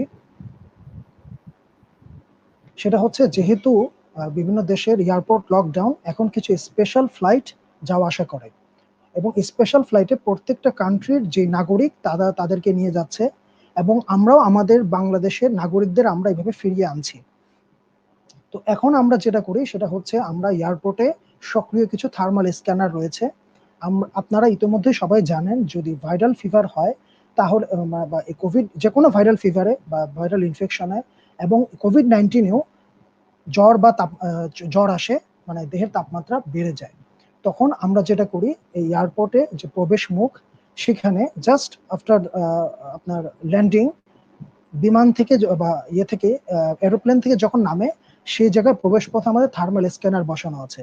সেটা নর্মাল টার্মিনালেও আছে এবং ভিআইভি অ্যারাইভাল টার্মিনালেও আছে। সেখানে আমরা প্রথমে প্রত্যেককে ধরে ধরে তাদের তাপমাত্রাটা চেক করি এবং বিমানে বা এরোপ্লেনে এখন একটি আপনার হেলথ ডিক্লারেশন ফর্ম দেওয়া হয়। এই হেলথ ডিক্লারেশন ফর্মে তাদের সকল হিস্ট্রি, তারা কোন দেশ থেকে আসছেন, তাদের পাসপোর্ট নাম্বার, তাদের পার্মানেন্ট অ্যাড্রেস, তাদের প্রেজেন্ট অ্যাড্রেস, তাদের মোবাইল নাম্বার, সেলফোন, সবকিছু সুন্দর করে বিবরণ দেওয়া থাকে এবং তারা সেটা ফিল আপ করেন। আমরা প্রত্যেকে ওই হেলথ ডেস্কে তাদের যদি কোনো চেক আপের পর বা স্ক্রিনিং এর পর আমরা সেটা মিলিয়ে দেখি পাসপোর্টের সাথে, তার সাথে কি মানে সত্যতা আছে কিনা। তো এখন যেটা করা হচ্ছে সেটা হচ্ছে, এই প্রথম থেকেই আমরা এই সিস্টেমটা ফলো করেছিলাম এবং আমরা তাদেরকে যত সংক্ষিপ্ত আকারে, যতভাবে মানে বোঝানো যায় যে কোয়ারেন্টিনটা কি, আপনারা বাসায় থাকবেন, বাইরে যাবেন না, এগুলো আমরা বলছিলাম। এর মধ্যে যদি তাদের মধ্যে কারো কোনো সিমটম দেখা দেয়, ওখানে লেখা আছে, এবং আমাদের থার্মাল স্ক্যানারে যদি দেখি যে তার তাপমাত্রা বেশি, আমরা প্রত্যেকেই জানি যে আমাদের দেহের স্বাভাবিক তাপমাত্রা হচ্ছে 98.4 ডিগ্রি ফারেনহাইট। তো এর বাইরে যদি চলে যায়, জ্বর হলে 99 থেকে 100 পর্যন্ত বা 100-র উপরেও উঠে যায়, তখন সেটা আমরা থার্মাল স্ক্যানারে চেক করতে পারি। তো তখন আমরা তাদেরকে আইসোলেটেড করে ফেলি এবং আমাদের জানেন যে এখন সেনাবাহিনীর তত্ত্বাবধানে বিভিন্ন আইসোলেশন সেন্টারে তাদেরকে প্রাতিষ্ঠানিক কোয়ারেন্টিনে প্রেরণ করা হয়, আমরা সেখানে প্রেরণ করি। এই সম্পূর্ণটা প্রসেসটা যথেষ্ট সাবধানতার সহকারে করা হয়। এবং এই বিষয়ে আরো একটু বলে দিতে হয়, সেটা হচ্ছে এয়ারপোর্টে এর থেকে বেশি করতে গেলে যেটা হয় সেটা হচ্ছে, আপনারা জানেন যে প্রতিদিন প্রায় কয়েক হাজার যাত্রী এয়ারপোর্ট দিয়ে প্রবেশ করে। আমরা যদি এর থেকে কোনো লেংদি প্রসিডিওর বা স্ক্রিনিং প্রসিডিওরে যাই, তাহলে আসলে যেই লম্বা মানে একটা মানে যানজটের বলতে গেলে মানে একটা ট্রাফিকের সৃষ্টি হবে, যে ট্রাফিক আসলে সামাল দেওয়া পসিবল না। এই কারণে আরেকটা বিষয় সেটা হচ্ছে, যে কোনো এই ভাইরাল ডায়াগনোসিস করার জন্য বায়োসেফটি লেভেল গ্রেড 3 এর উপরে আপনার ল্যাবরেটরির প্রয়োজন রয়েছে।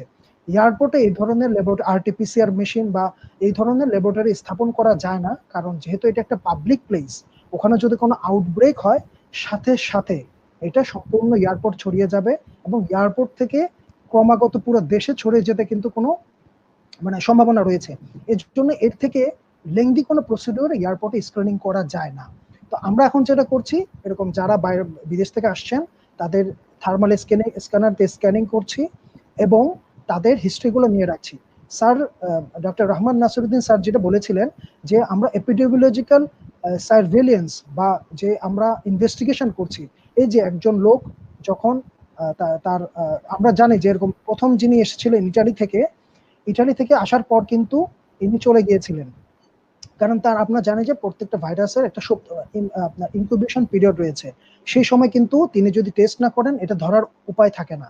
কিন্তু এই ক্ষেত্রে আমাদের হেলথ ডিক্লারেশন ফর্মটা খুব কাজে লাগেছে। কিরকম, আমরা যখন তার পেলাম ইনফরমেশন গুলো আমাদের কাছে যেহেতু জমা ছিল, আমরা এপিডেমিওলজিক্যাল ইনভেস্টিগেশনের জন্য আমরা কিন্তু ঠিকই তার ঠিকানা খুঁজে বের করতে পেরেছি, তার সেলফোন নাম্বার খুঁজে বের করতে পেরেছি, যার ফলে কন্ট্যাক্ট ট্রেসিং এর ক্ষেত্রে এটা আমাদের এক ধাপ এগিয়ে দেয়।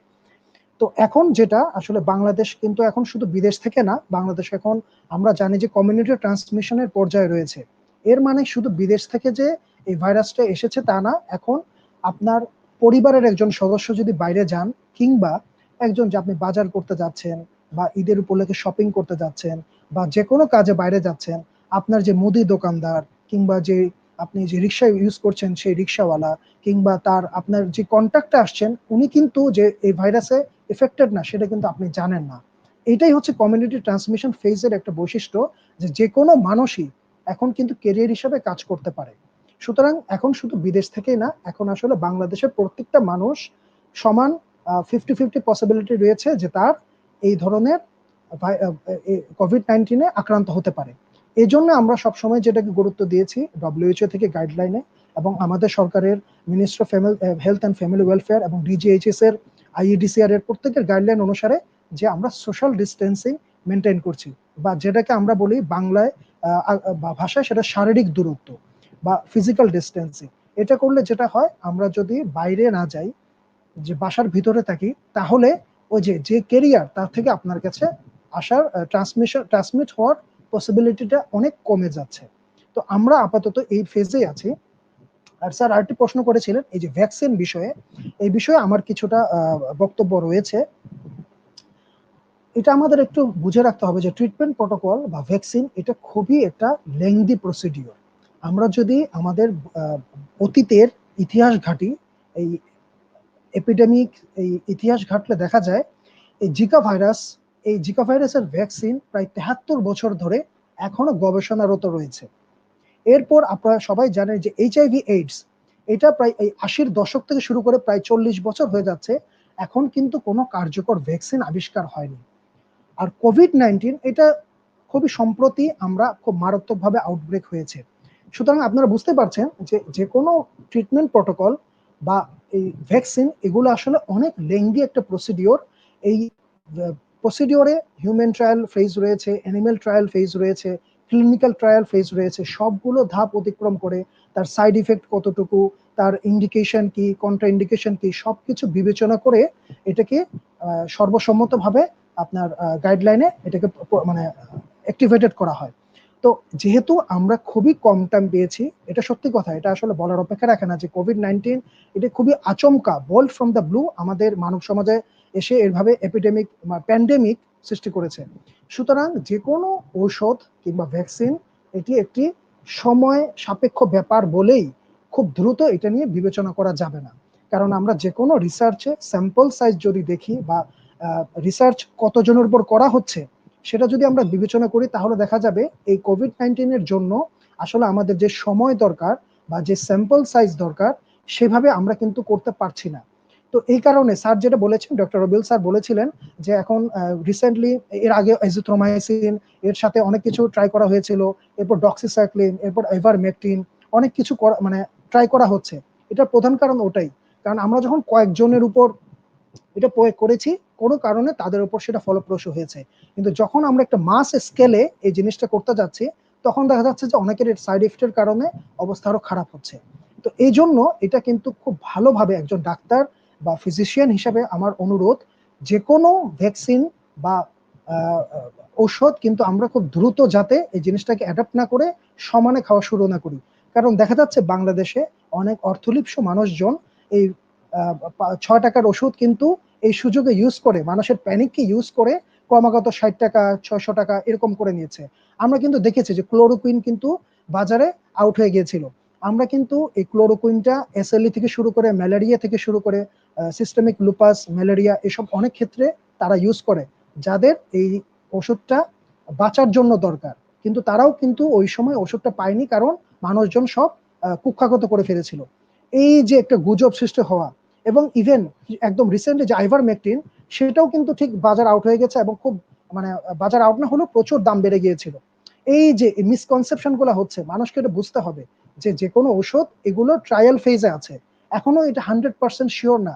যদি 100% শিওর থাকতো তাহলে ডব্লিউএইচও থেকে এটা গাইডলাইন দিয়ে দিত যে আপনারা প্রত্যেকে এই ঔষধগুলো ইউজ করেন, এবং সেটা পরবর্তীতে ডাক্তার আবির, আমি একটু জয়েন করি জাস্ট মানে তোমার আলোচনার শেষের দিকে এসে একটু আমি এটা শুনতে চাই, এটা আমার ধারণা অনেকে শুনতে চায়। এবং বাংলাদেশে যখন প্রথম আইডিসিআর প্রতিদিন রিপোর্টগুলো দিচ্ছিল, তখন আমাদেরকে মানে আমরা জেনেছি বা আমাদেরকে বলা হয়েছে যারা একটু বয়স্ক লোক তারাই সংক্রমণের শিকার হচ্ছে এবং তাদের মৃত্যুর ঝুঁকি বেড়ে যাচ্ছে, এবং যাদের শুধুমাত্র কোভিড-19 ইনফেক্টেড হয়েছে পজিটিভ যে তা নয়, তাদের অন্যান্য আরো কিছু দুরারোগ্য ব্যাধি, আমি বাংলা করছি যে আছে, যে কারণে তারা হচ্ছে। কিন্তু আমরা দেখছি ইনফেকশনের লেভেলে আমাদের যে এখন যে কারেন্ট স্ট্যাটিস্টিক্স 28,000+, এখানে কিন্তু আর সেই সূত্রটা কাজ করছে না, এবং দেখা যাচ্ছে কি 8 থেকে 10 বছরের বাচ্চারাও মারা যাচ্ছে, এবং মানে 10 থেকে 20 বছর, 20 থেকে 30 বছর একেবারে ইয়াং ছেলেপিলেরাও কিন্তু এখানে 400-র মধ্যে আছে। এইটার কি কোনো রিজিওনাল স্পেসিফিসিটি আছে? যেমন আমরা যখন ইটালিতে দেখেছি, আমরা দেখেছি ওখানে প্রচুর মানে এইজেড মানুষ কিন্তু মারা যাচ্ছে, আমরা আমেরিকাতে দেখেছি, কিন্তু বাংলাদেশে ইনফেকশনের যে মানে এইজ মানে সেটআপ সেখানে এবং মৃত্যুর যে ক্যাটাগরি সেখানে কিন্তু এই মানে গ্লোবাল যে মানে স্ট্যাটিস্টিক্যাল ফিগারটা সেটা কিন্তু এখানে হচ্ছে না। এটার কারণটা কি? এই বিষয়টা খুবই সুন্দর একটা প্রশ্ন করেছেন স্যার। এই বিষয়টি অ্যাকচুয়ালি খুবই বার্নিং কোয়েশ্চেন। এই বিষয়ে আসলে বলতে গেলে আমি যদি ইটালির সাথে তুলনা করি, ইটালিতে আসলে এজেড পার্সন মারা যাচ্ছিল। আমরা যদি ইটালির ডেমোগ্রাফিক ডিভিডেন্ড চিন্তা করি, বা যেটাকে বলবো আমরা এইজ অনুসারে তাদের পপুলেশন, তাদের কিন্তু আসলে ইয়াং পপুলেশন থেকে অ্যাডাল্ট বা ওল্ড এজ পপুলেশনটা বেশি ছিল।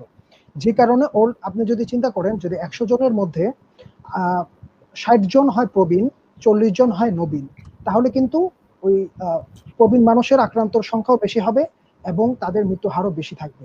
আমরা যদি বাংলাদেশের ডেমোগ্রাফিক ডিভিডেন্ড চিন্তা করে দেখি, আমাদের ইয়াং পপুলেশনের সংখ্যা কিন্তু অনেক বেশি, এবং এই কারণে পাবলিক হেলথের ভাষায় ডেমোগ্রাফিক ডিভিডেন্ড যেটাকে বলে, আমাদের ইয়াং পপুলেশনের আক্রান্ত হওয়ার সংখ্যাও বেশি। এখন যদি মারা কেন যাচ্ছে সেটা আমরা চিন্তা করি, তাহলে দেখবেন যে কোনো ভাইরাল ইনফেকশনই আসলে অনেকাংশে বডির ইমিউনিটির উপর ডিপেন্ড করে। এটা হচ্ছে কি, যখন একটা ভাইরাস আমাদের দেহে, আমি যদি সহজ বাংলায় যদি আপনাদের বোঝাতে চাই, যে যখন একটা ভাইরাস আমাদের দেহে আক্রমণ করে, আমাদের বডিও একটা পাল্টা রেসপন্স দেয়। এটা যে কোনো কিছুই, একটা বৈদেশিক শত্রু যখন একটা দেশে মানে আক্রমণ করবে, আমাদের দেশের সেনাবাহিনী বা সামরিক বাহিনী সেটাকে প্রতিহত করার ট্রাই করবে। তা আমাদের বডিতেও এরকম কিছু সামরিক বাহিনী রয়েছে যারা সেটাকে প্রতিহত করার ট্রাই করে। এই ইয়েটাই হচ্ছে, এই ক্যাপাবিলিটিটাই হচ্ছে আমাদের ইমিউনিটি বা ইমিউন সিস্টেম। এখন ইমিউন সিস্টেম আসলে পার্সন টু পার্সন ভেরি করে। এমন অনেক প্রবীণ ব্যক্তি রয়েছেন যাদের ইমিউন সিস্টেম আসলে অনেক বেটার ইন আপনার কম্পারিজন। এটা কারণ হচ্ছে, আপনি দেখবেন যে আপনারা যদি আমাদের ইতিহাস ঘাটে আমরা দেখবেন, আমাদের অনেক প্রবীণ ব্যক্তি যদি দিনের পর দিন বৃষ্টিতে ভেজেন, তাদের কিন্তু কোনো জ্বর সর্দি বা কাশি আসে না। কিন্তু অনেক ইয়াং পেশেন্ট বা অনেক শিশু বাচ্চারা যাদের অ্যাকচুয়ালি ইমিউন সিস্টেম আরো ভালো থাকার কথা, কিন্তু তারা দেখবেন যে সামান্য ওই যে আমরা যেটা সহজ বাংলায় বলি যে মাথায় 2 ফোঁটা পানি পড়লেই তাদের জ্বর সর্দি কাশি লেগে যায়। এই যে ইমিউন সিস্টেমের এক ধরনের। ডক্টর আবির, আমি ধরে নিচ্ছি এটা হচ্ছে তার মানে হচ্ছে ডিজিজ বা ইনফেকশনের ব্যাপারটা বা ইমিউনিটির ব্যাপারটা, এটা শুধুমাত্র ক্লিনিক্যাল ব্যাপার না, এটা সোশ্যাল কালচারাল একটা জি জি অবশ্যই। এবং এখানে স্যার আরেকটু ধন্যবাদ। আমি আমরা একটু আবার আরেক রাউন্ডে আমরা যখন আসবো তখন আমরা একটু আলোচনা করব। জি, এখন ধন্যবাদ। আমি আবার মাসুদের কাছে যাব রাউন্ড দ্য ক্লক। এর মধ্যে প্রচুর মানে প্রশ্ন দর্শকরা করেছে এবং এখানে নাম ধরে ধরে ডক্টর মাসুদের জন্য প্রশ্ন করেছে, ডক্টর রবির জন্য প্রশ্ন করেছে প্রচুর। এগুলো আমরা পরের রাউন্ডে আসবো। আমরা একটু আগের আলোচনার ফলো আপটাতে আমরা একটু আসি। আমরা যে প্যানেলিস্টদের আলোচনা থেকে আমরা যে জায়গাটা পাচ্ছি সেটা হচ্ছে মোটামুটি আমরা একটা বড় বিপদের মধ্যে পড়েছি এবং খুব সহজে যে এখান থেকে আমরা বের হব, আমি এটা নন টেকনিক্যাল ভাষায় বলছি। তোমরা সবাই বিজ্ঞানী মানুষ, তোমরা তোমাদের মতো করে বলছো, আমি বলছি যে আমরা একটা বিপদের মধ্যে পড়েছি এবং বিশ্বব্যাপী সবাই আমরা চেষ্টা করছি এখানে কিভাবে এখান থেকে বেরোনো যায়। ডক্টর মাসুদ, এখানে অনেকগুলো প্রশ্ন আসছে কিন্তু আমি একটু ফলো আপ প্রশ্ন করছি আর কি। তাইলে এই ভাইরাস তাহলে আমাদের কি আসলে আমি ডক্টর রবি এবং ডাক্তার আবিরের আলোচনার মানে ফলো আপ হিসেবে যদি আমরা তাহলে আমাদের কি এই ভাইরাসের সাথে কি করে বসবাস করতে হয় সেটা কি রপ্ত করতে হবে? ভাইরাসের সাথে কি করে আমরা এই শত্রুতা বন্ধুতার জায়গা থেকে এই ভাইরাসের সাথে আমরা কিভাবে বসবাস করি? এই ভাইরাস একজন ভাইরোলজিস্ট হিসেবে এই ভাইরাসের যে গতি প্রকৃতি, তার যে চরিত্র, তার যে বিকাশ বিস্তার তুমি প্রথম রাউন্ডে আলোচনা করেছো, ওখান থেকে সর্বশেষ আমরা যে একটা মানে মোটামুটি একটা ধারণা পাচ্ছি, এখান থেকে আমাদের এখন করণীয় কি, আমরা আসলে কোন দিকে যাব এই ভাইরাস নিয়ে? মানে আমি আমাদের আজকের আলোচনার দুইটা পার্ট, একটা হচ্ছে সর্বশেষ আপডেট যেটা আমরা আজকে পেলাম, এখন আমরা আমাদের করণীয় নিয়ে কাজ, তো ভাইরাস নিয়ে আমরা করবোটা কি, এটার সাথে আমরা কিভাবে বসবাস করতে শিখবো, না কি করতে হবে, আমাদের আমাদের করণীয় কি একজন ভাইরোলজিস্ট হিসাবে মানে বাংলাদেশের মানুষের জন্য এবং আমাদের সমাজের জন্য, আমাদের সামাজিক বাস্তবতার পরিপ্রেক্ষিতে তোমার বক্তব্য কি? ধন্যবাদ স্যার।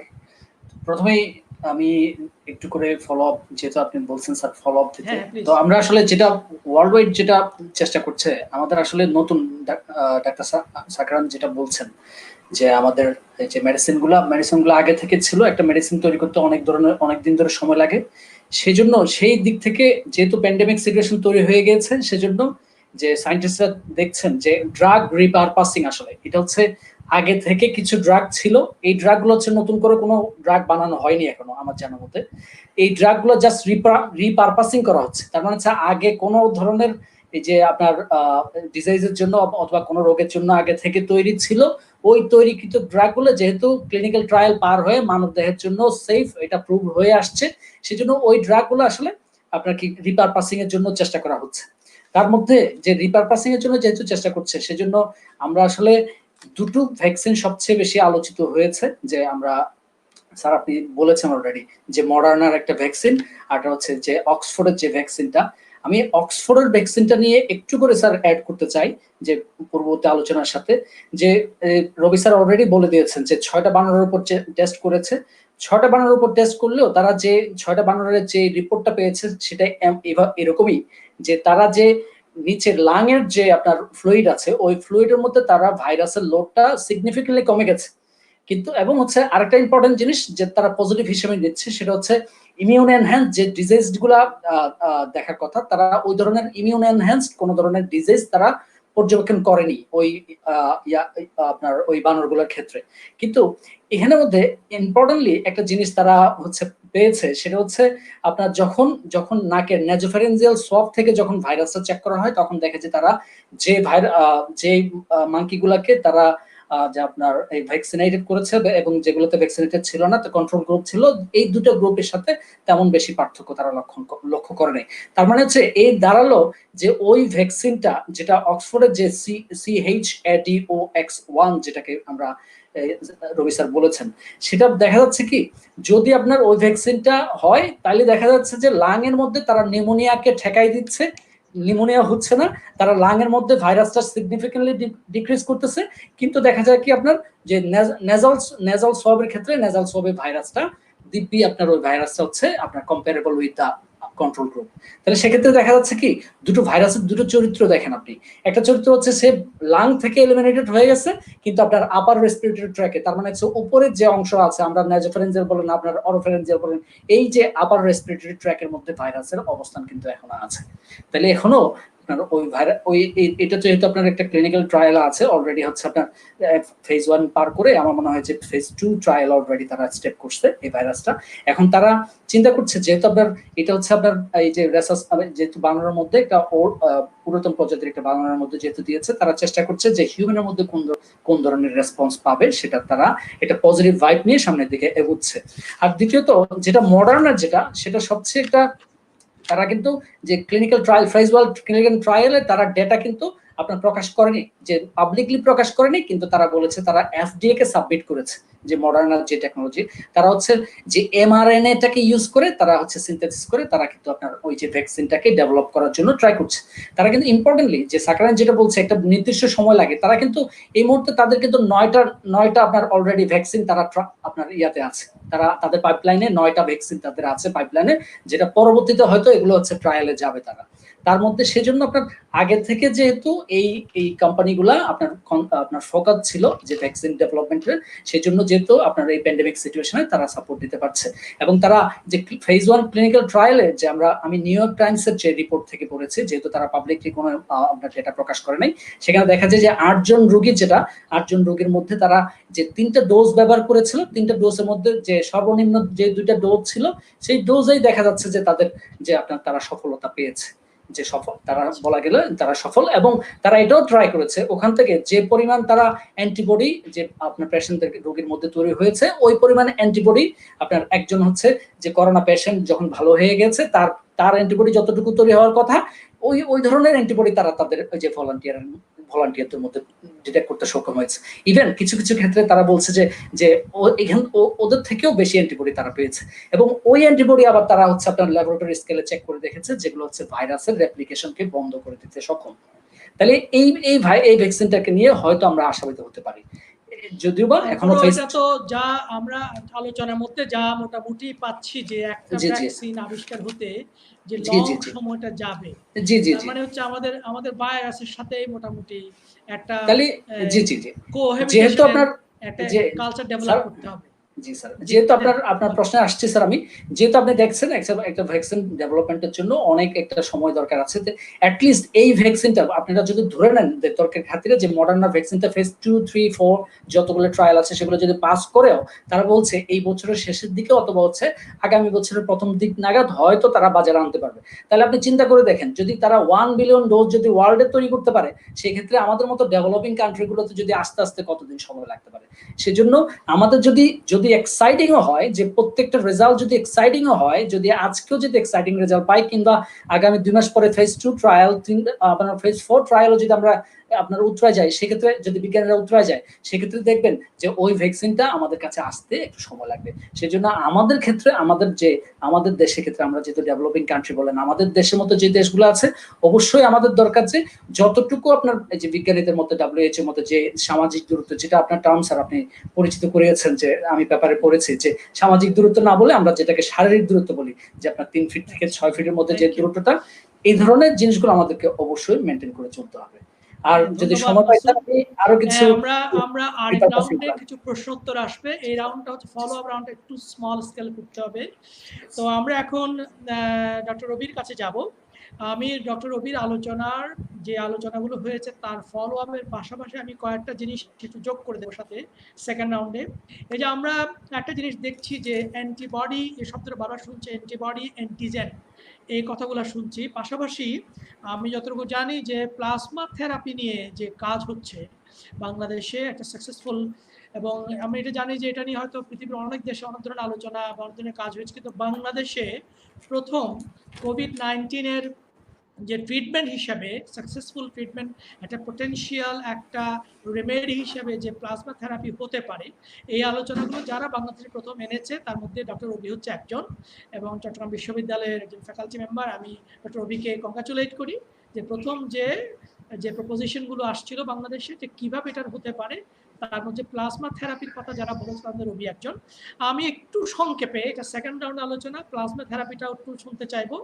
এই আলোচনার ফলো আপের সাথে আমি দুইটা যোগ করলাম, অ্যান্টিবডি অ্যান্টিজেনের ব্যাপারটা একটু ক্লিয়ার করতে হবে আমাদের দর্শকদের জন্য, পাশাপাশি প্লাজমা থেরাপি কিভাবে কাজ করছে, এটা কিভাবে কাজ করতে পারে, তুমি এটা আগে থেকে একটা প্রেডিকশন দিয়েছিলে, এখন সেটা রিসেন্টলি এটা একটা সাকসেসফুল একটা হয়েছে, এটাকে একটা বাংলা করা হয়েছে রক্তরস।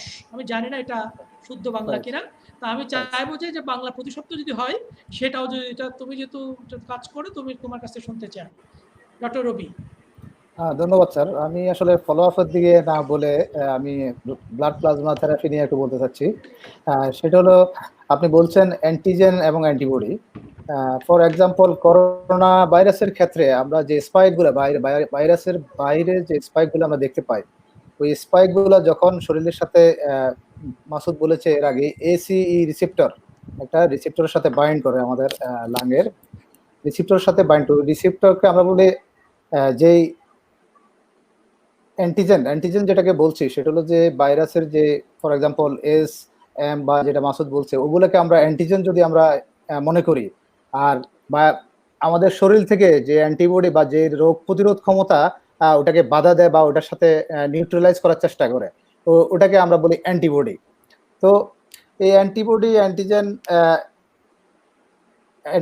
অ্যান্টিজেনকে আসলে নিউট্রালাইজ করে এবং এই নিউট্রালাইজের মাধ্যমে দেখা গেল যে আমাদের আক্রান্ত ব্যক্তিকে আমরা নিরাময় করে তুলতে সক্ষম হয় অ্যান্টিবডির মাধ্যমে। সেক্ষেত্রে আসলে ব্লাড প্লাজমা থেরাপির সম্পর্কে আমি একটু বলতে গেলে, এটা অনেক 1890 সালের একটা পুরাতন পদ্ধতি। এটা আসলে আপনার H1N1 ইনফ্লুয়েঞ্জা বা স্প্যানিশ ফ্লু যেটাই বলেন 1990 সালের দিকে, 1890 সালের দিকে এটা তখন ইউজ করেছে এটার জন্য। 1700 রোগীর ক্ষেত্রে এই ব্লাড প্লাজমা থেরাপি ব্যবহার করে দেখা গেল যে খুব ভালো ফলাফল পেয়েছে। কিন্তু তখন আজকের মতো জ্ঞানের ব্যাপ্তি এত বেশি না থাকায় তখন আসলে এর কোনো কনক্লুশনে আসতে পারে নাই। এরপর আমরা 2003 সার্চের ক্ষেত্রে আমরা দেখেছি হংকং এ 80 জন আক্রান্ত রোগীর উপর এই ব্লাড প্লাজমা থেরাপি প্রয়োগ করেছে এবং 80 জন রোগী নিরাময় করে তুলতে সক্ষম হয়েছে। ইবোলার ক্ষেত্রে দেখা গেল কিছু কিছু সফলতা পেয়েছে। তো সেই ক্ষেত্রে আমার আসলে আইডিয়া ছিল, যখন মার্চ মাসের 8 তারিখে বাংলাদেশে করোনা ভাইরাসের উপস্থিতি প্রমাণ করে আরটিপিসিআর এর মাধ্যমে, আইডিসিআর এর মাধ্যমে, তখন আসলে আমরা সবাই জানি যে একটা রোগের জন্য প্রথম দুইটা জিনিস আমাদের দরকার। একটা হলো যে রোগটাকে সঠিকভাবে নির্ণয় করা, আর একটা হলো রোগের সঠিক ট্রিটমেন্ট। তো নির্ণয় করার জন্য আমরা ইতিমধ্যে জেনেছি এটা গোল্ড স্ট্যান্ডার্ড পদ্ধতি আরটিপিসিআর। এবং তাহলে আমরা ট্রিটমেন্টে যে যাবো কোথায়, যেহেতু আমাদের এখনো ভ্যাকসিন ড্রাগ কিছুই আবিষ্কার হয় না এবং এটা সময় সাপেক্ষ। সেই ক্ষেত্রে আমি যেহেতু আমার পার্সোনালি আমি আসলে যখন পিএইচডি গবেষণা করেছি নাগোয়া ইউনিভার্সিটিতে জাপানের, তখন আমি 4টা অ্যান্টিবডি ডেভেলপ করেছি। এই 4টা অ্যান্টিবডি ব্রেস্ট ক্যান্সার অ্যান্টিজেনের এগেইনস্টে 4টা অ্যান্টিবডি ডেভেলপ করেছি, যেটা আপনার অক্সফোর্ড ইউনিভার্সিটির গ্লাইকোবায়োলজি জার্নাল থেকে পাবলিশড হয়েছে। তো সেই থেকে আমার কিছু অভিজ্ঞতা এবং পড়াশোনা, আন্তর্জাতিক বিজ্ঞান সাময়িকীগুলি পড়াশোনা থেকে আমি আসলে কিছু এক্সপিরিয়েন্স পেয়েছি। সেক্ষেত্রে আমার ধারণা থেকে আমি বলতে পেরেছি যে আমরা আরটিপিসিআর মাধ্যমে আমরা রোগ নির্ণয় করতে পারি, এবং ট্রিটমেন্টের জন্য যেহেতু আমাদের কোনো এস্টাবলিশড ড্রাগ নেই, ভ্যাকসিন সমসাপেক্ষ, ওষুধ সমসাপেক্ষ, সেই ক্ষেত্রে আমরা ব্লাড প্লাজমা থেরাপি আমরা ব্যবহার করতে পারি। আর ব্লাড প্লাজমা থেরাপি হলো এটাই যে করোনা আক্রান্ত রোগী যে করোনার সাথে ফাইট করে নিজেকে জয়ী করে নিরাময় হয়ে উঠেছে, এই রোগীর মধ্যে একটা প্রোটিন তৈরি হয় যেটাকে আমরা রোগ প্রতিরোধ ক্ষমতা বলি।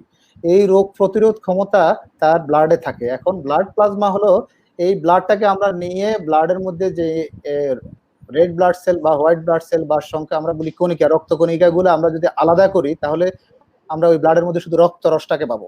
এই রক্ত রসটাকে যদি আমরা মারাত্মক আক্রান্ত রোগীর দেহে আমরা প্রবেশ করাই, তখন ওখানে রোগ প্রতিরোধ ক্ষমতা প্রবেশ করানো হলো আলটিমেটলি। এই রোগ প্রতিরোধ ক্ষমতা সে তার এক্সিস্টিং ভাইরাসের সাথে সে ফাইট করে তাকে নিরাময় করে তুলবে। এই হলো আমার কনসেপ্ট। এবং আমি খুব অত্যন্ত আনন্দিত যে 2-1টা জায়গায় বাংলাদেশে শুরু করেছে এবং তারা অত্যন্ত আশাবাদী যে রোগীকে এইভাবে আসলে নিরাময় করে তোলা সম্ভব। ধন্যবাদ স্যার।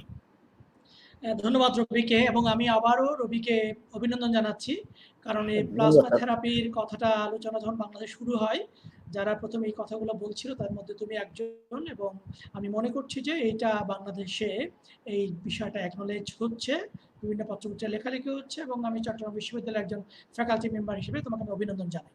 আমরা এবার রাউন্ড আপে আমরা ফলো আপ আলোচনায় ডক্টর আবিরের কাছে আসবো আবার। ডক্টর আবির, আবিরের কাছে অনেকগুলো প্রশ্ন আসছে লোকজনের কাছ থেকে। আবির একটু হ্যাঁ, আবির আনমিউট করতে হবে। আচ্ছা, আবিরের জন্য ফলো আপ যেটা, সেটা হচ্ছে একজন মেডিকেল ডক্টর হিসেবে, যেমন ডক্টর মাসুদ একজন ভাইরোলজিস্ট হিসেবে ভাইরাসের যে গতি প্রকৃতি আলোচনায়, ভ্যাকসিন আবিষ্কারের কোন লেভেলে আছে সেটা, তারপরে রবি একজন বায়োকেমিস্ট এবং অনুপ্রাণ বিজ্ঞানী হিসেবে তার জায়গা থেকে ডাক্তার হিসেবে আবিরের কাছে আমার প্রশ্ন, এবং আমি অনেক দর্শকের প্রশ্ন এখানে আসছে, আমরা পরের রাউন্ডে দর্শকের প্রশ্নে যাব, সেটা হচ্ছে যে আমরা তাহলে যে আমাদের লোকালে যেটাকে যে আমরা যে বিভিন্ন আগের ওষুধগুলোকে ট্রায়াল বেসিসে করছি, এবং বাংলাদেশ মেডিকেল কলেজের একজন ডাক্তার এটা নিয়ে কাজ করছে, 2টা মেডিসিন এক করে, এরকম নানান ধরনের একটা মানে ট্রায়াল এন্ড এররের ভিতর দিয়ে যাচ্ছে। তো তোমার অভিজ্ঞতার আলোকে এবং আমরা সর্বশেষ যে আপডেট আমরা জানলাম, এই মুহূর্তে আমরা এটা মোটামুটি আমাদের কাছে ক্লিয়ার যে আমরা আগামী 6 মাসের মধ্যে ধরে নিলাম, সেপ্টেম্বর অক্টোবর হলো আমাদের এখানে আসতে 2000 সালের মধ্যে, 2020 সালের মধ্যে আমরা মোটামুটি কোনো ভ্যাকসিন পাচ্ছি না, এটা আমরা ধরে নিই। তাহলে এই অবস্থায় একজন ডাক্তার হিসেবে মানে এদেশের সাধারণ মানুষের জন্য তোমার পরামর্শ কি এই সংক্রামক থেকে মানে দূরে থাকতে? মানে একেবারে পপুলার যে সোশ্যাল ডিস্টেন্স মেনটেন করা, যেটাকে সামাজিক দূরত্ব আমরা যেটাকে বলছি, শারীরিক দূরত্ব, সেটা মেনটেন করা, তারপরে হচ্ছে একটু হাত ধোয়া, এই যে হাইজিন, এগুলো আমরা মোটামুটি সকাল বিকাল শুনছি। এগুলোর বাইরে মানে একেবারেই মানে একটু পরামর্শমূলক ডাক্তার পেয়েছি আমরা, একজন ডাক্তারের প্রেসক্রিপশন চাই, এবং এখানে অনেকেই প্রশ্ন করছে, আমি প্রশ্নতে আসবো, বিভিন্ন ধরনের ভেষজের কথা বলছে অনেকেই, যে ডাক্তার হিসেবে আবিরের একটু প্রেসক্রিপশন শুনতে চাই ফলো আপ আলোচনা, তারপর আমি প্রশ্ন নিয়ে আসতেছি। ডক্টর আবির। ধন্যবাদ স্যার। যেটা অ্যাকচুয়ালি এখন সবাই জানতে যাচ্ছে এবং সবাই তাদের প্রশ্নের জন্য ধন্যবাদ। হ্যাঁ, এখন আসলে আমরা কি করব? তো একটা কথা আগে থেকে প্রচলিত আছে যে prevention is better then cure. যেহেতু এখন পর্যন্ত আমরা কোনো কার্যকরী ঔষধ বা ভ্যাকসিন আবিষ্কার করতে পারছি না, তাহলে আমাদের যেটা করতে হবে সেটা হচ্ছে আমাদের কিছু সতর্কতা অবলম্বন করতে হবে। এবং স্যার যেটা বললেন সেটা আমরা সবাই জানেন যে সোশ্যাল ডিস্টেন্সিং বা বাংলাতে যেটা শারীরিক দূরত্ব বজায় রাখা, হাত ধোয়া, নিয়মিত হাত ধোয়া, তারপর যদি বাইরে যাই কেউ অসুস্থ হয় বা দূরত্ব মেনটেন করে যদি আমরা মাস্ক পরিধান করতে চাই সেটা করতে পারি। তবে এখন আসলে যেটা বলার আরো কিছু নতুন যদি বলতে হয় সেটা হচ্ছে আমরা ইতোমধ্যে যে আলোচনা হয়েছে তাতে যেটা বুঝেছি যে এই ওষুধের সবচেয়ে বড় যেটা আমাদের বডি গার্ড সেটা হচ্ছে আমাদের বডির ইমিউনিটি। সো এই ইমিউন সিস্টেমটাকে আমাদের জাগ্রত করতে হবে কিংবা আরো শক্তিশালী করতে হবে। এখন কথা হচ্ছে আমরা এটি কিভাবে করব। কিছু প্রসেস ফলো করে আমাদের ইমিউন সিস্টেমটাকে আমরা আরো শক্তিশালী করতে পারি। যেমন আমরা যেটা মেডিকেল টার্মে আমরা ইউজ করি, আমরা কিছু অ্যান্টিঅক্সিডেন্ট সমৃদ্ধ খাবার বা vitamin A, vitamin C, vitamin E, এই জাতীয় খাবার, যে এই জাতীয় ভিটামিনগুলো যে খাবারের মধ্যে রয়েছে সে জাতীয় খাবারগুলো বেশি ইউজ করতে পারি। যেমন টক ফলমূল রয়েছে, এই যেমন লেবু খুবই সহজলভ্য একটি ফল, তারপর কমলা লেবু রয়েছে, মালটা রয়েছে, পেয়ারা রয়েছে। এরপর যেটা ভিটামিন এ যেগুলো সমৃদ্ধ খাবার, যেগুলো মানে হলুদ বা লাল ফল, যেমন হচ্ছে আম, কাঁঠাল, গাজর, এই টাইপের ফলমূলগুলো, এগুলো আমরা বেশি করে সেবন করতে পারি। এরপর যেটা করতে পারি, যেহেতু আমরা সবাই বাসায় আছি, আমরা প্রত্যেকে আমরা একটু গরম পানি গড়গড় করতে পারি, গরম পানি খেতে পারি। অনেকে কিন্তু ফ্রিজ থেকে খাবার পানি খান, এই জিনিসটা আমাদের আপাতত কিছুদিন বাদ দিলেই ভালো হয়। কারণ কেননা ফ্রিজের যে তাপমাত্রা, সেই তাপমাত্রায় কিন্তু যে কোনো ভাইরাস বেঁচে থাকার চান্স বেড়ে যায়। সুতরাং আপনি যদি নর্মাল দৃষ্টিতে দেখেন, গরম পানি খাওয়ার কিন্তু অনেক উপকারিতা রয়েছে। সুতরাং আপনি যদি গরম পানি দিয়ে গড়গড় করেন এবং গরম পানি খান, তাহলে কিন্তু আপনার কিছুটা সেফটি হয়ে যায়। এরপর যেটা সেটা হচ্ছে ন্যাচারাল ইমিউন বুস্টার। স্যার যেটা বলেছেন যে ভেষজ, হ্যাঁ অবশ্যই যে কোনো ভেষজ, যে উদ্ভিদ বা শাকসবজি, এগুলোর কিন্তু একটা ভালো উপকারিতা রয়েছে। কিছু ন্যাচারাল ইমিউন বুস্টার রয়েছে, যেমন মধু, কালোজিরা।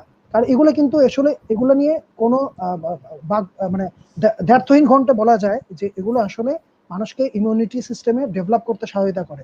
সুতরাং এগুলো যদি আপনি প্রতিদিন একটু খান, তাহলে আপনার ইমিউন সিস্টেমটা একটু ডেভেলপ হলো। আর যেটা হচ্ছে সেটা হচ্ছে ধূমপান পরিহার। এই যে এখন যেটা সমস্যা, যে স্যার কিন্তু আমার আগের প্রশ্ন ছিল যে কেন ইয়াং মানুষেরা আরো বেশি আক্রান্ত হচ্ছে। কারণ যারা ধূমপান করে তাদের কিন্তু ইমিউন সিস্টেম এবং বডির যে রেজিস্ট্যান্ট ক্ষমতা সেটা অটোমেটিক্যালি নিচের দিকে চলে আসে। সুতরাং ধূমপান যদি আমরা পরিহার করতে পারি, তো এই তাহলে যদি আমরা মোটামুটি এটা পাচ্ছি যে মানে যেহেতু ভাইরাসকে আমরা কিল করতে পাচ্ছি না, ভাইরাস ভ্যাকসিন আসছে না, পাচ্ছি না, সুতরাং আমাদের নিজেদের ভিতরেই মানে অ্যান্টিভাইরাস কম্পোনেন্টস গুলোকে মানে ইনবিল্ড করতে হবে, ডেভেলপ করতে হবে। ধন্যবাদ ডাক্তার আবির। এবার আমাদের থার্ড রাউন্ডের আমরা আসছি এবং আমাদের প্রচুর প্রশ্ন আছে। আমরা খুবই অল্প সময়ের মধ্যে আমি কিছু কিছু প্রশ্ন এখানে উপস্থাপন করছি এবং আমি প্যানেলিস্টদেরকে অনুরোধ করব সংক্ষেপ উত্তর দেওয়ার জন্য, যাতে আমরা অনেক প্রশ্ন নিতে পারি। কারণ আমরা অলরেডি 1 ঘন্টা 15 মিনিট আমরা সেশন করেছি, আমাদের হাতে আর 15 মিনিট সময় আছে। তা আমাদের প্রথম প্রশ্ন হচ্ছে মাসুদের কাছে। ডক্টর মাসুদ, ভ্যাকসিন আবিষ্কার করা ছাড়া ন্যাচারালি এই ভাইরাসের প্রাদুর্ভাব কমে যাওয়ার কোনো সম্ভাবনা আছে কিনা? অটোমেটিক্যালি এটা কমে যাওয়ার কোনো সম্ভাবনা আছে কিনা? এখন আসলে অটোমেটিক্যালি যদি আপনার কমে যাওয়ার সম্ভাবনা বলতে এটাকে আপনার যদি আমাদের ভাষায় বিজ্ঞানের ভাষায় বলতে হয় তাহলে হার্ড ইমিউনিটির দিকে যেতে হবে।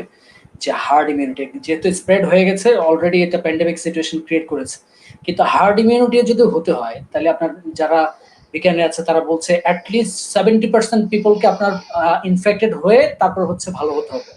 তার মানে হচ্ছে 70%, অ্যাটলিস্ট 70% পিপলকে আপনার ওই যে করোনা ভাইরাস ইনফেক্টেড হইতে হবে, সংক্রমিত হইতে হবে, তারপর হচ্ছে করোনা ভাইরাসের এগেইনস্টে তার অ্যান্টিবডি তৈরি করে, তার প্রতিরোধ ব্যবস্থা তৈরি করে তাকে ভালো হতে হবে।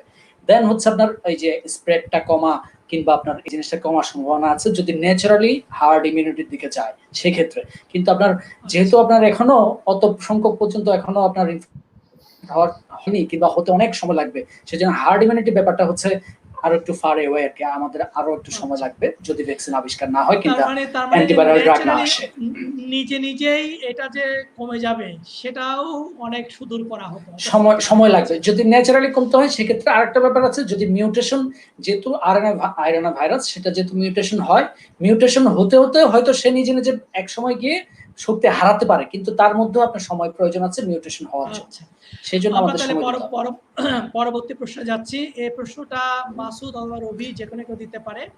স্পাইক প্রোটিন মানব কোষের সাথে কানেক্ট করতে গিয়ে মানব কোষকে ধোঁকা দেয় এবং কোষে প্রবেশের পর কোষটিকে হাইজ্যাক করে নিয়ন্ত্রণে নেয়, এমন কিছু তথ্য প্রকাশিত হয়েছে।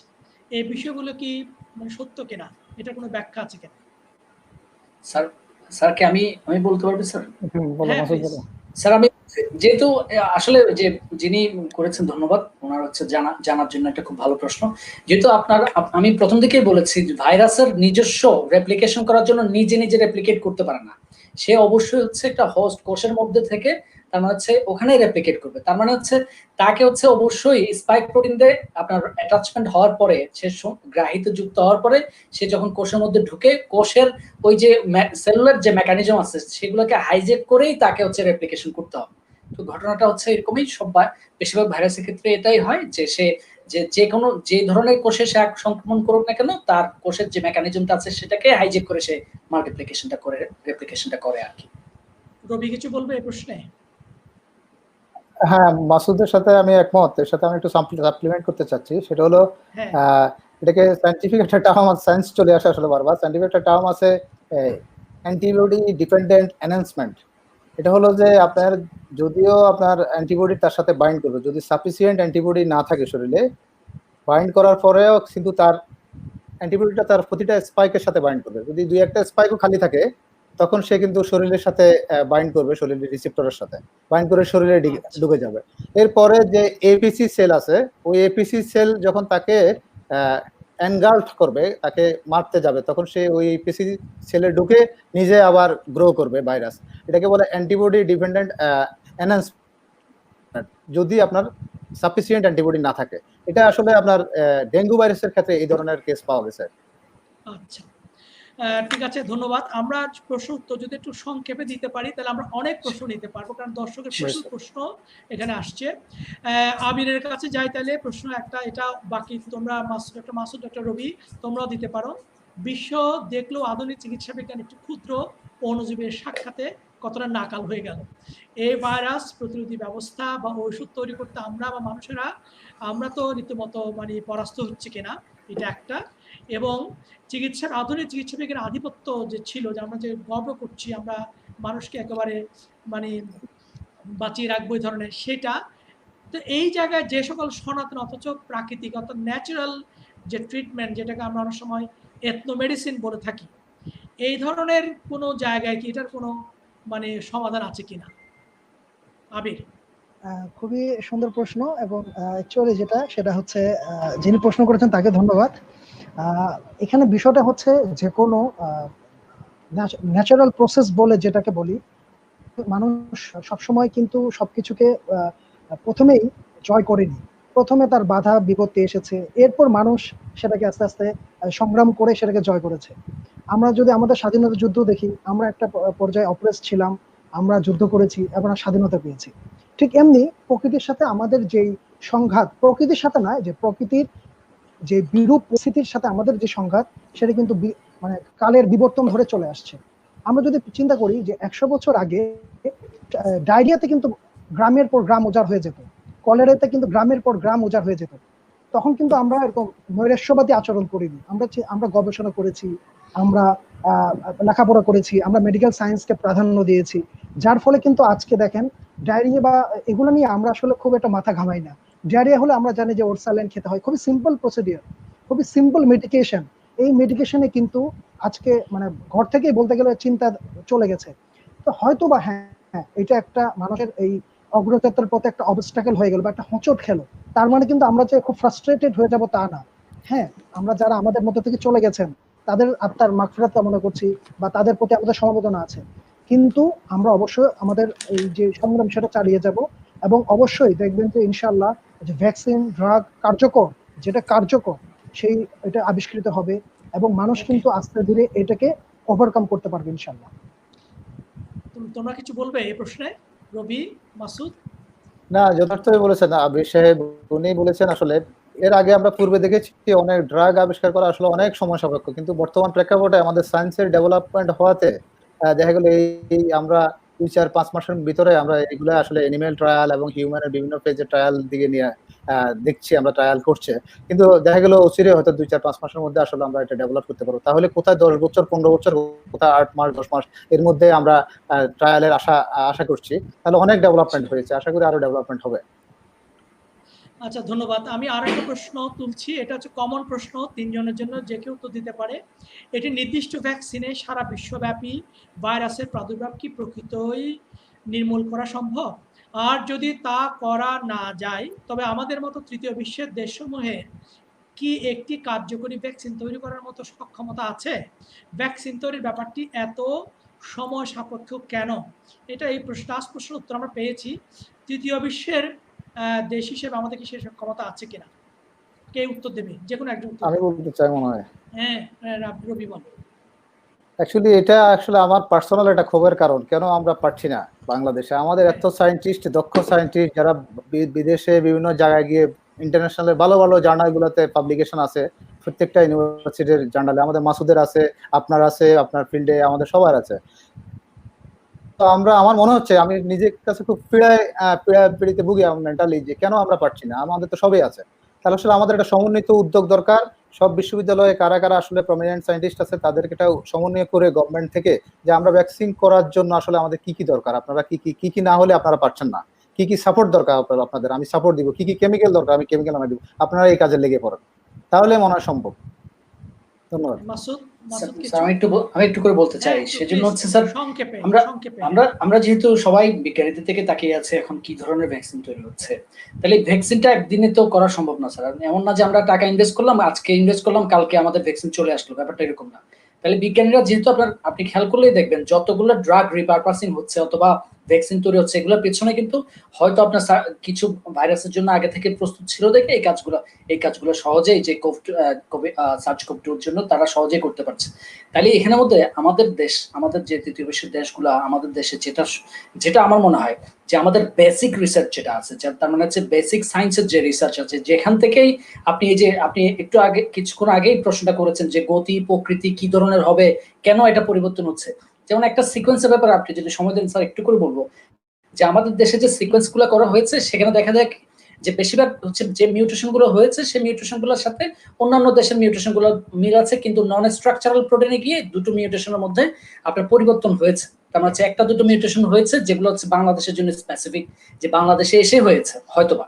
তাহলে সেক্ষেত্রে দেখা যায় কি ওই দুটো প্রোটিনের যে ওই যে দুটো মিউটেশনের কি কাজ, ওটা কি কাজ করবে, ওটা কি আদৌ বাংলাদেশে এসে যে ভাইরাসের প্যাথোজেনিসিটি বাড়িয়ে দিয়েছে কিনা নাকি কমিয়ে দিয়েছে, কি করতে হবে? তাহলে তার মানে হচ্ছে স্যার ওই দুটোর জন্য আমাদের বেসিক রিসার্চ আমাদের দেশে যেটা হয়। রবি বলেছে যে জি স্যার, প্রোডাকশনে যারা যাবে, মেডিসিন যারা বানাবে মেডিসিন বানানোর জন্য কি দরকার, কি রিসার্চ দরকার, কি ম্যাটেরিয়াল দরকার।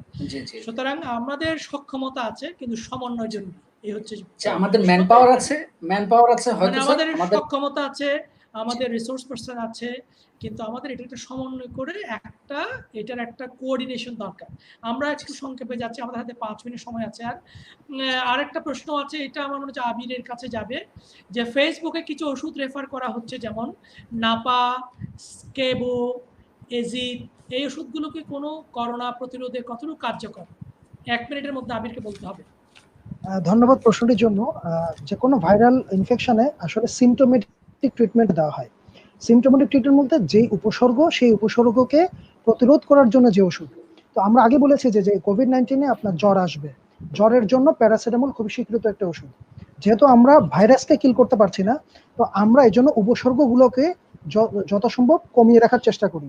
এই জন্য নাপা যেটা, সেটা অবশ্যই তার মানে হচ্ছে আমরা দর্শকদের এটা বলতে পারি কিনা যে করোনা ভাইরাসের জন্য আমরা যদি কোনো ভ্যাকসিন না পাই, তাহলে করোনা ভাইরাসের যে উপসর্গগুলো আছে, সেগুলোকে আমরা কাশি, গলা ব্যথা, এগুলোর তো ওষুধ আছে, সুতরাং ওগুলো খাওয়া যেতে পারে। আবিরের কাছে আরেকটা প্রশ্ন করে আবিরের কাছ থেকে শেষ করবো আমি। একজন লিখেছে লং গোলমরিচের গুঁড়া দিয়ে রং চা খেলে গরম পানির ভাপ নিয়ে ভাইরাস প্রতিরোধে কতটুকু কার্যকর। আরেকজন বলেছে বাজার থেকে শাকসবজি অন্যান্য বাজার নিয়ে আসলে তাতে করোনা ভাইরাস থাকার সম্ভাবনা আছে কিনা। আবির 1 মিনিটের মধ্যে। আচ্ছা, ধন্যবাদ প্রশ্নটির জন্য। বাজারে যে প্রশ্ন সেটা আগে বলি। আমরা আগে বলেছি যে এটা ফোমাইটের মাধ্যমে ছড়ায়, মানে কোনো সারফেসের উপরে যদি এই কোভিড-19 ভাইরাসটি থাকে, সেটা যদি আমার হাতে আসে এবং হাত থেকে আমার নাসারন্ধ্রের সামনে যায়, তাহলে সেটা ইফেক্টেড হতে পারবেন। সুতরাং এটা একটি খুবই কমন প্রসিডিওর যে হ্যাঁ, যদি কোনো সারফেসে টাচ করা হয়, বাজারে কোনো শাকসবজি, সেটা থেকে যদি তার নাকে যায়, কারণ আমি যখন শাকসবজি ধরছি, এরপর কিন্তু আমরা ক্রমাগত মুখে হাত দিচ্ছি, এইখান থেকে কিন্তু আমার নাসারন্ধ্রে প্রবেশ করতে পারে। আর যেটা লং গুঁড়া, সেটা বলেছে ন্যাচারাল ইমিউন বুস্টার হিসেবে কিছু ভূমিকা আছে এগুলার। তবে অবশ্যই হ্যাঁ, তবে এখানে আরেকটা উল্লেখ বিষয়, গরম চাটা খেলে ওই যে গড়গড় যেটা বলেছি সেটা কাজ করবে, কিন্তু নাকে ভাপ নেওয়া ওটা আসলে আমরা সাইনোসাইটিসের জন্য মেনলি ইউজ করি মেন্থলের ভাপ। এখানে আসলে কতটুকু কার্যকর সেটা বিষয়ে পরিপূর্ণ সময় সাপেক্ষ গবেষণা নেই, সুতরাং একদম আমি উড়িয়ে দিচ্ছি না, সেটাই হচ্ছে কথা। ধন্যবাদ। আচ্ছা, আর আরো এত প্রশ্ন যে আসছে, মানে বোঝা যায় আমরা একটু চেষ্টা করি দর্শককে মানে আমাদের আলোচনায় ইনভলভ করতে, যাতে পার্টিসিপেটরি করা। যেমন ডক্টর রবি এবং ডক্টর মাসুদের জন্য থাকবে প্রশ্ন, ভ্যাকসিন আবিষ্কার না হওয়া পর্যন্ত কিভাবে আমরা করোনার সাথে মোকাবেলা করতে পারি, সাজেশন চাচ্ছি। এটা অলরেডি আমরা আলোচনা করেছি। আর একজন বলছে ভ্যাকসিন আবিষ্কার না হওয়া পর্যন্ত কিভাবে আমরা করোনা মোকাবেলা করতে পারি, সাজেশন চাচ্ছি। আচ্ছা, এটা আরেকটা রবি অথবা মাসুদ বলতে পারে, আরএনএ ভাইরাসের বিপরীতে চিকিৎসা শাস্ত্রের সফলতা কতটুকু, এটা একটু জানতে চাই আমি। রবি বলো। এটা মাসুদ বলাটা ভালো হবে মনে হয়, মাসুদের রিলেটেড আরএনএ ভাইরাস। হ্যাঁ, একটু করে বলে নেই, যেহেতু স্যার ডিএনএ ভাইরাস এবং আরএনএ ভাইরাস দুটো ক্যাটাগরির ভাইরাসের কথা আমরা জানি, তাহলে আরএনএ ভাইরাসগুলো সাধারণত দেখা যায় আরএনএ ভাইরাসগুলোর মিউটেশনের প্রবণতা অনেক হাই। সেজন্য আরএনএ ভাইরাসগুলোর উপর যেহেতু মিউটেশন, মনে করেন আমি আরএনএ ভাইরাসের যে কোনো একটা পার্ট নিয়ে হয়তো একটা অ্যান্টিভাইরাল ড্রাগ কিংবা ভ্যাকসিন তৈরি হয়েছে, সেটাতে যদি মিউটেশন হয়, পরবর্তীতে দেখা যায় ওই ভ্যাকসিন অথবা ওই ড্রাগের কার্যকারিতা হারায়। সেরকমটাই অনেক ক্ষেত্রে ঘটেছে। অথবা অনেক ক্ষেত্রে দেখা যায় কি যে আরএনএ ভাইরাসের প্রতি ভ্যাকসিন এখনো পর্যন্ত তৈরি হয়নি।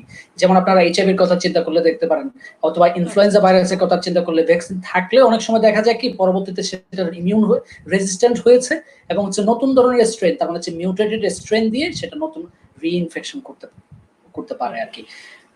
আমরা তাহলে আজকে শেষ করব সর্বশেষ প্রশ্ন দিয়ে। এটা রবির কাছে যাবে প্রশ্নটা। সেটা হচ্ছে যে প্লাজমা থেরাপি যে ট্রিটমেন্টের কথা বলা হচ্ছে, এইটার কোনো সাইড এফেক্ট আছে কিনা? আসলে আমি পূর্বে আমার ফেসবুকে অনেক জায়গায় আমি লিখেছি আসলে তুরস্কের একজনের উপর ট্রিটমেন্ট করেছে। তুরস্কর প্রকাশিত পত্রিকা দেখলাম যে ওনারা কোনো 56 বছর বয়সী একজন লোকের উপর করছে, কোনো সাইড এফেক্ট পায়নি। এবং চায়নাতে 10 জনের উপর করেছে, কোনো সাইড এফেক্ট পায় না, এবং 3 দিনের মধ্যে তার ভেন্টিলেশন খুলে ফেলতে সক্ষম হয়েছে। আমি দেখা যাচ্ছে আসলে কোনো সাইড এফেক্ট নেই। যদি সাফিসিয়েন্ট অ্যান্টিবডি দেওয়া হয় তাহলে তাকে নিরাময় করে তোলা সম্ভব। স্যার আমি একটু করে সাপ্লিমেন্ট করতে চাই, একটু করে স্যারকে একটু করে, যেহেতু স্যার রিসেন্টলি যেগুলো হচ্ছে স্যার ওগুলোতে স্যার তো বললেনই যে কোনো ধরনের সাইড এফেক্ট হয়তো লক্ষ্য করে না, কিন্তু পূর্ববর্তীতে বিভিন্ন রোগের ক্ষেত্রে যখন এই যে প্লাজমা থেরাপি ইউজ করা হয়েছিল হয়তো কিছু সাইড এফেক্ট তারা লক্ষ্য করেছিল। যেমন স্যার একটা এই টকশোতে বলেছিলেন যে ট্রান্সফিউশন অ্যাসোসিয়েটেড সার্কুলেটরি ওভারলোড যেটাকে সংক্ষেপে ট্যাকো বলে, যে আরটা হচ্ছে যে ট্রান্সফিউশন অ্যাসোসিয়েটেড লাং ইনজুরি। তার মানে হচ্ছে প্রিভিয়াসলি যাদের হিস্ট্রি আছে, যাদের লাং এর ইনফেকশন থাকতে পারে, যে ওই ক্ষেত্রে যদি আপনি প্লাজমা থেরাপি ইউজ করেন সেই ক্ষেত্রে হয়তো কিছু রিঅ্যাকশন ইমিউন রিঅ্যাকশন দেখা যেতে পারে আর কি স্যার। তো ওগুলো জি স্যার বলো মাসুদ বলো। আগের ক্ষেত্রে আগে যে পেশেন্ট গুলো ছিল বিভিন্ন, যেহেতু প্লাজমা থেরাপি অনেক দিন ধরে ব্যবহার করে আসছে, যদিও বা আপনার এস্টাবলিশ বা অ্যাপ্রুভড কোনো এখনো সিস্টেম না, যদি সেই ক্ষেত্রে এই ধরনের কমপ্লিকেশন গুলো অ্যারাইজ করেছিল আর কি স্যার। যদি আমি একটু করতে চাই সেটা হচ্ছে স্যার যে রবি এটার সাথে একটু সেই ক্ষেত্রে মাসুদ যেটা বলেছে এটা হলো আসলে প্রয়োগের চ্যালেঞ্জটা কি, আসলে এটা প্রয়োগ করার ক্ষেত্রে কিছু চ্যালেঞ্জ আছে। সিরাম সিকনেস আসলে এটা ওয়ান কাইন্ড অফ অ্যালার্জি, এটা আসলে অ্যান্টিহিস্টামিন ড্রাগসে এটা দেওয়া যেতে পারে, কিন্তু আমরা তো আসলে মৃত্যুকে ওয়েলকাম না জানাইয়ে আমরা আসলে তাকে রিকভার করার জন্য ব্লাড প্লাজমা দিব, সাথে সাথে তার যদি অ্যালার্জি হয় তাকে অ্যান্টিহিস্টামিন ড্রাগ দিব। আর তুমি টাকার কথা বলছো, টাকার কথা তো আসলে ফিজিশিয়ানে দেখবে তাকে আসলে ওভারলোড হচ্ছে কিনা, বা ওভারলোড হলে হ্যাঁ ওরকমই চেক করে দেখবে। প্রয়োগের ক্ষেত্রে স্যার মানে কম্প্যাক্ট একটা জিনিসটাকে মানে প্রোটোকলটাকে মেইনটেইন করলে হয়তো ইনশাআল্লাহ এখনো যে প্রতিষ্ঠিত পদ্ধতি না, এটা এখনো ট্রায়াল এন্ড এরর বেসিসে আছে। তারপরেও রবি যেটা বলছে যে প্লাজমা থেরাপি এটা একেবারেই মানে লেট স্টেজ, এটা লাস্ট রিসোর্ট হিসেবে এটা খুব এফেক্টিভ এবং কার্যকর আমরা বলছি। আবির একটু বলতে যাচ্ছে এবং সেটা হচ্ছে স্যার এখানে সেটা হচ্ছে কথা শুধু প্লাজমা থেরাপি না, আমরা যদি যে কোনো কিছু আপনি অ্যাডমিনিস্ট্রেশন করি, যেমন যদি রক্ত দেই তাতেও কিন্তু এই ধরনের সাইড ইফেক্ট গুলো হয়। সার্কুলেটর ওভারলোড হতে পারে, ট্রান্সমিশন রিঅ্যাকশন হতে পারে, হ্যাঁ অ্যালার্জিক। তার মানে কি আমরা কিন্তু ব্লাড না দিয়ে আছি যে তা না, আমরা কিন্তু ব্লাড দিচ্ছি। সুতরাং যদি এরকম একটা সিস্টেম থাকে, যদি এই প্লাজমা থেরাপিটা সর্বস্বীকৃত হয়, তখন স্যার সাইড ইফেক্ট কে আমরা কমিয়ে কিভাবে দিচ্ছি সেটা সবাই এটা ইয়ে করবেন, অ্যাডমিনিস্ট্রেশন করবেন। সেটাই। ধন্যবাদ আবির। আমার মনে হয় দর্শক প্রশ্নের উত্তরটা পেয়েছে। আমি আমাদের আজকের বিবর্ত পাঠচক্রের আজকের সেমিনার আমরা একেবারে শেষ পর্যায়ে আসছি। আমাদের 3 জন প্যানেলিস্ট ডক্টর এইচ.এম. আব্দুল আল মাসুদ, ডক্টর রবিউল হাসান ভুঁইয়া এবং ডাক্তার আবির শাকরান মাহমুদকে ধন্যবাদ জানাচ্ছি বিবর্তের আহ্বানে, বিবর্তের সেমিনারে যোগ দেওয়ার জন্য। এবং অসংখ্য দর্শক আমাদেরকে প্রশ্ন করেছেন, আমাদের আলোচনায় অংশ নিয়েছেন। আমরা সবার প্রশ্ন উত্তর দিতে পারি নাই, কিন্তু যারা আমাদের এই প্রশ্ন করে আমাদের আলোচনায় সেমিনারে পার্টিসিপেট করেছে তাদেরকে আমরা ধন্যবাদ এবং কৃতজ্ঞতা জানাচ্ছি। এবং অসংখ্য দর্শক আমাদের লাইভ শো দেখেছেন এবং অনেকেই এটাকে পরে রেকর্ডেড ভার্সন আকারে এটা বিবর্ত পাঠচক্রের ইউটিউব চ্যানেলে থাকবে, এটা বিবর্ত পাঠচক্রের ফেসবুক পেজে থাকবে, ফেসবুক গ্রুপে থাকবে, পরেও এটা দেখে নিতে পারে। আমরা সাধারণত 1.5 ঘন্টা সেমিনার করার চেষ্টা করি, আমরা 3 মিনিট একটু বেশি করেছি। সব আলোচনার শেষে আমি যেটা বলবো যে এই কোভিড-19 বলে যে একটা ভাইরাসের মুখোমুখি আমরা হয়েছি, এইটা কোনো মানে আমরা আজকে আলোচনা থেকে পাচ্ছি যে এইটা কেউ যে খুব ইন্টেনশনাল ডিজাইন করেছে, মানে হিউম্যান মেড, কেউ যে এটাকে কোনো পলিটিক্যাল একটা এজেন্ডা থেকে কোনো একটা বিশেষ উদ্দেশ্য করেছে তা নয়। প্রকৃতির নিজস্ব নিয়মেই সময়ের একটা পরিক্রমায় কালক্রমে আমরা এ ধরনের সমস্যা বা ভাইরাসের মুখোমুখি হয়েছি, ইতিহাস সেরকম সাক্ষ্য দেয়। এবং আমরা আমাদের গত সেমিনারে দেখেছি আমাদের ডক্টর ওয়াহিদ চৌধুরী জার্মানি থেকে বলেছে যে এটা শুধু চীনে হয়েছে ডিসেম্বরে তা নয়, এটা কিন্তু ফ্রান্সেও কিন্তু এটা চীনের আগেই দেখা গেছে। কিন্তু এরকম অনেক ধরনের ডিবেট আছে, সুতরাং আমরা একেবারে টেকেন ফর গ্রান্টেড নিচ্ছি না, কারণ একাডেমিয়াতে ফুল স্টপ বলে কোনো কিছু নাই, যেটা কন্টিনিউয়াস রিসার্চের ভিত্তিতে আমরা বেরোবো। পাশাপাশি আমরা এটাও আজকের সেমিনার থেকে বুঝতে পারছি যে এই করোনা ভাইরাসের যে একটা প্যান্ডেমিক সিচুয়েশন বিশ্বব্যাপী আছে, মানুষ এবং রাষ্ট্রসমূহ তার সমস্ত শক্তিমত্তা নিয়ে এটাকে মোকাবিলা করার জন্য মানব জাতিকে, মানুষের সভ্যতাকে, সমাজকে রক্ষা করার আপ্রাণ চেষ্টা করছে।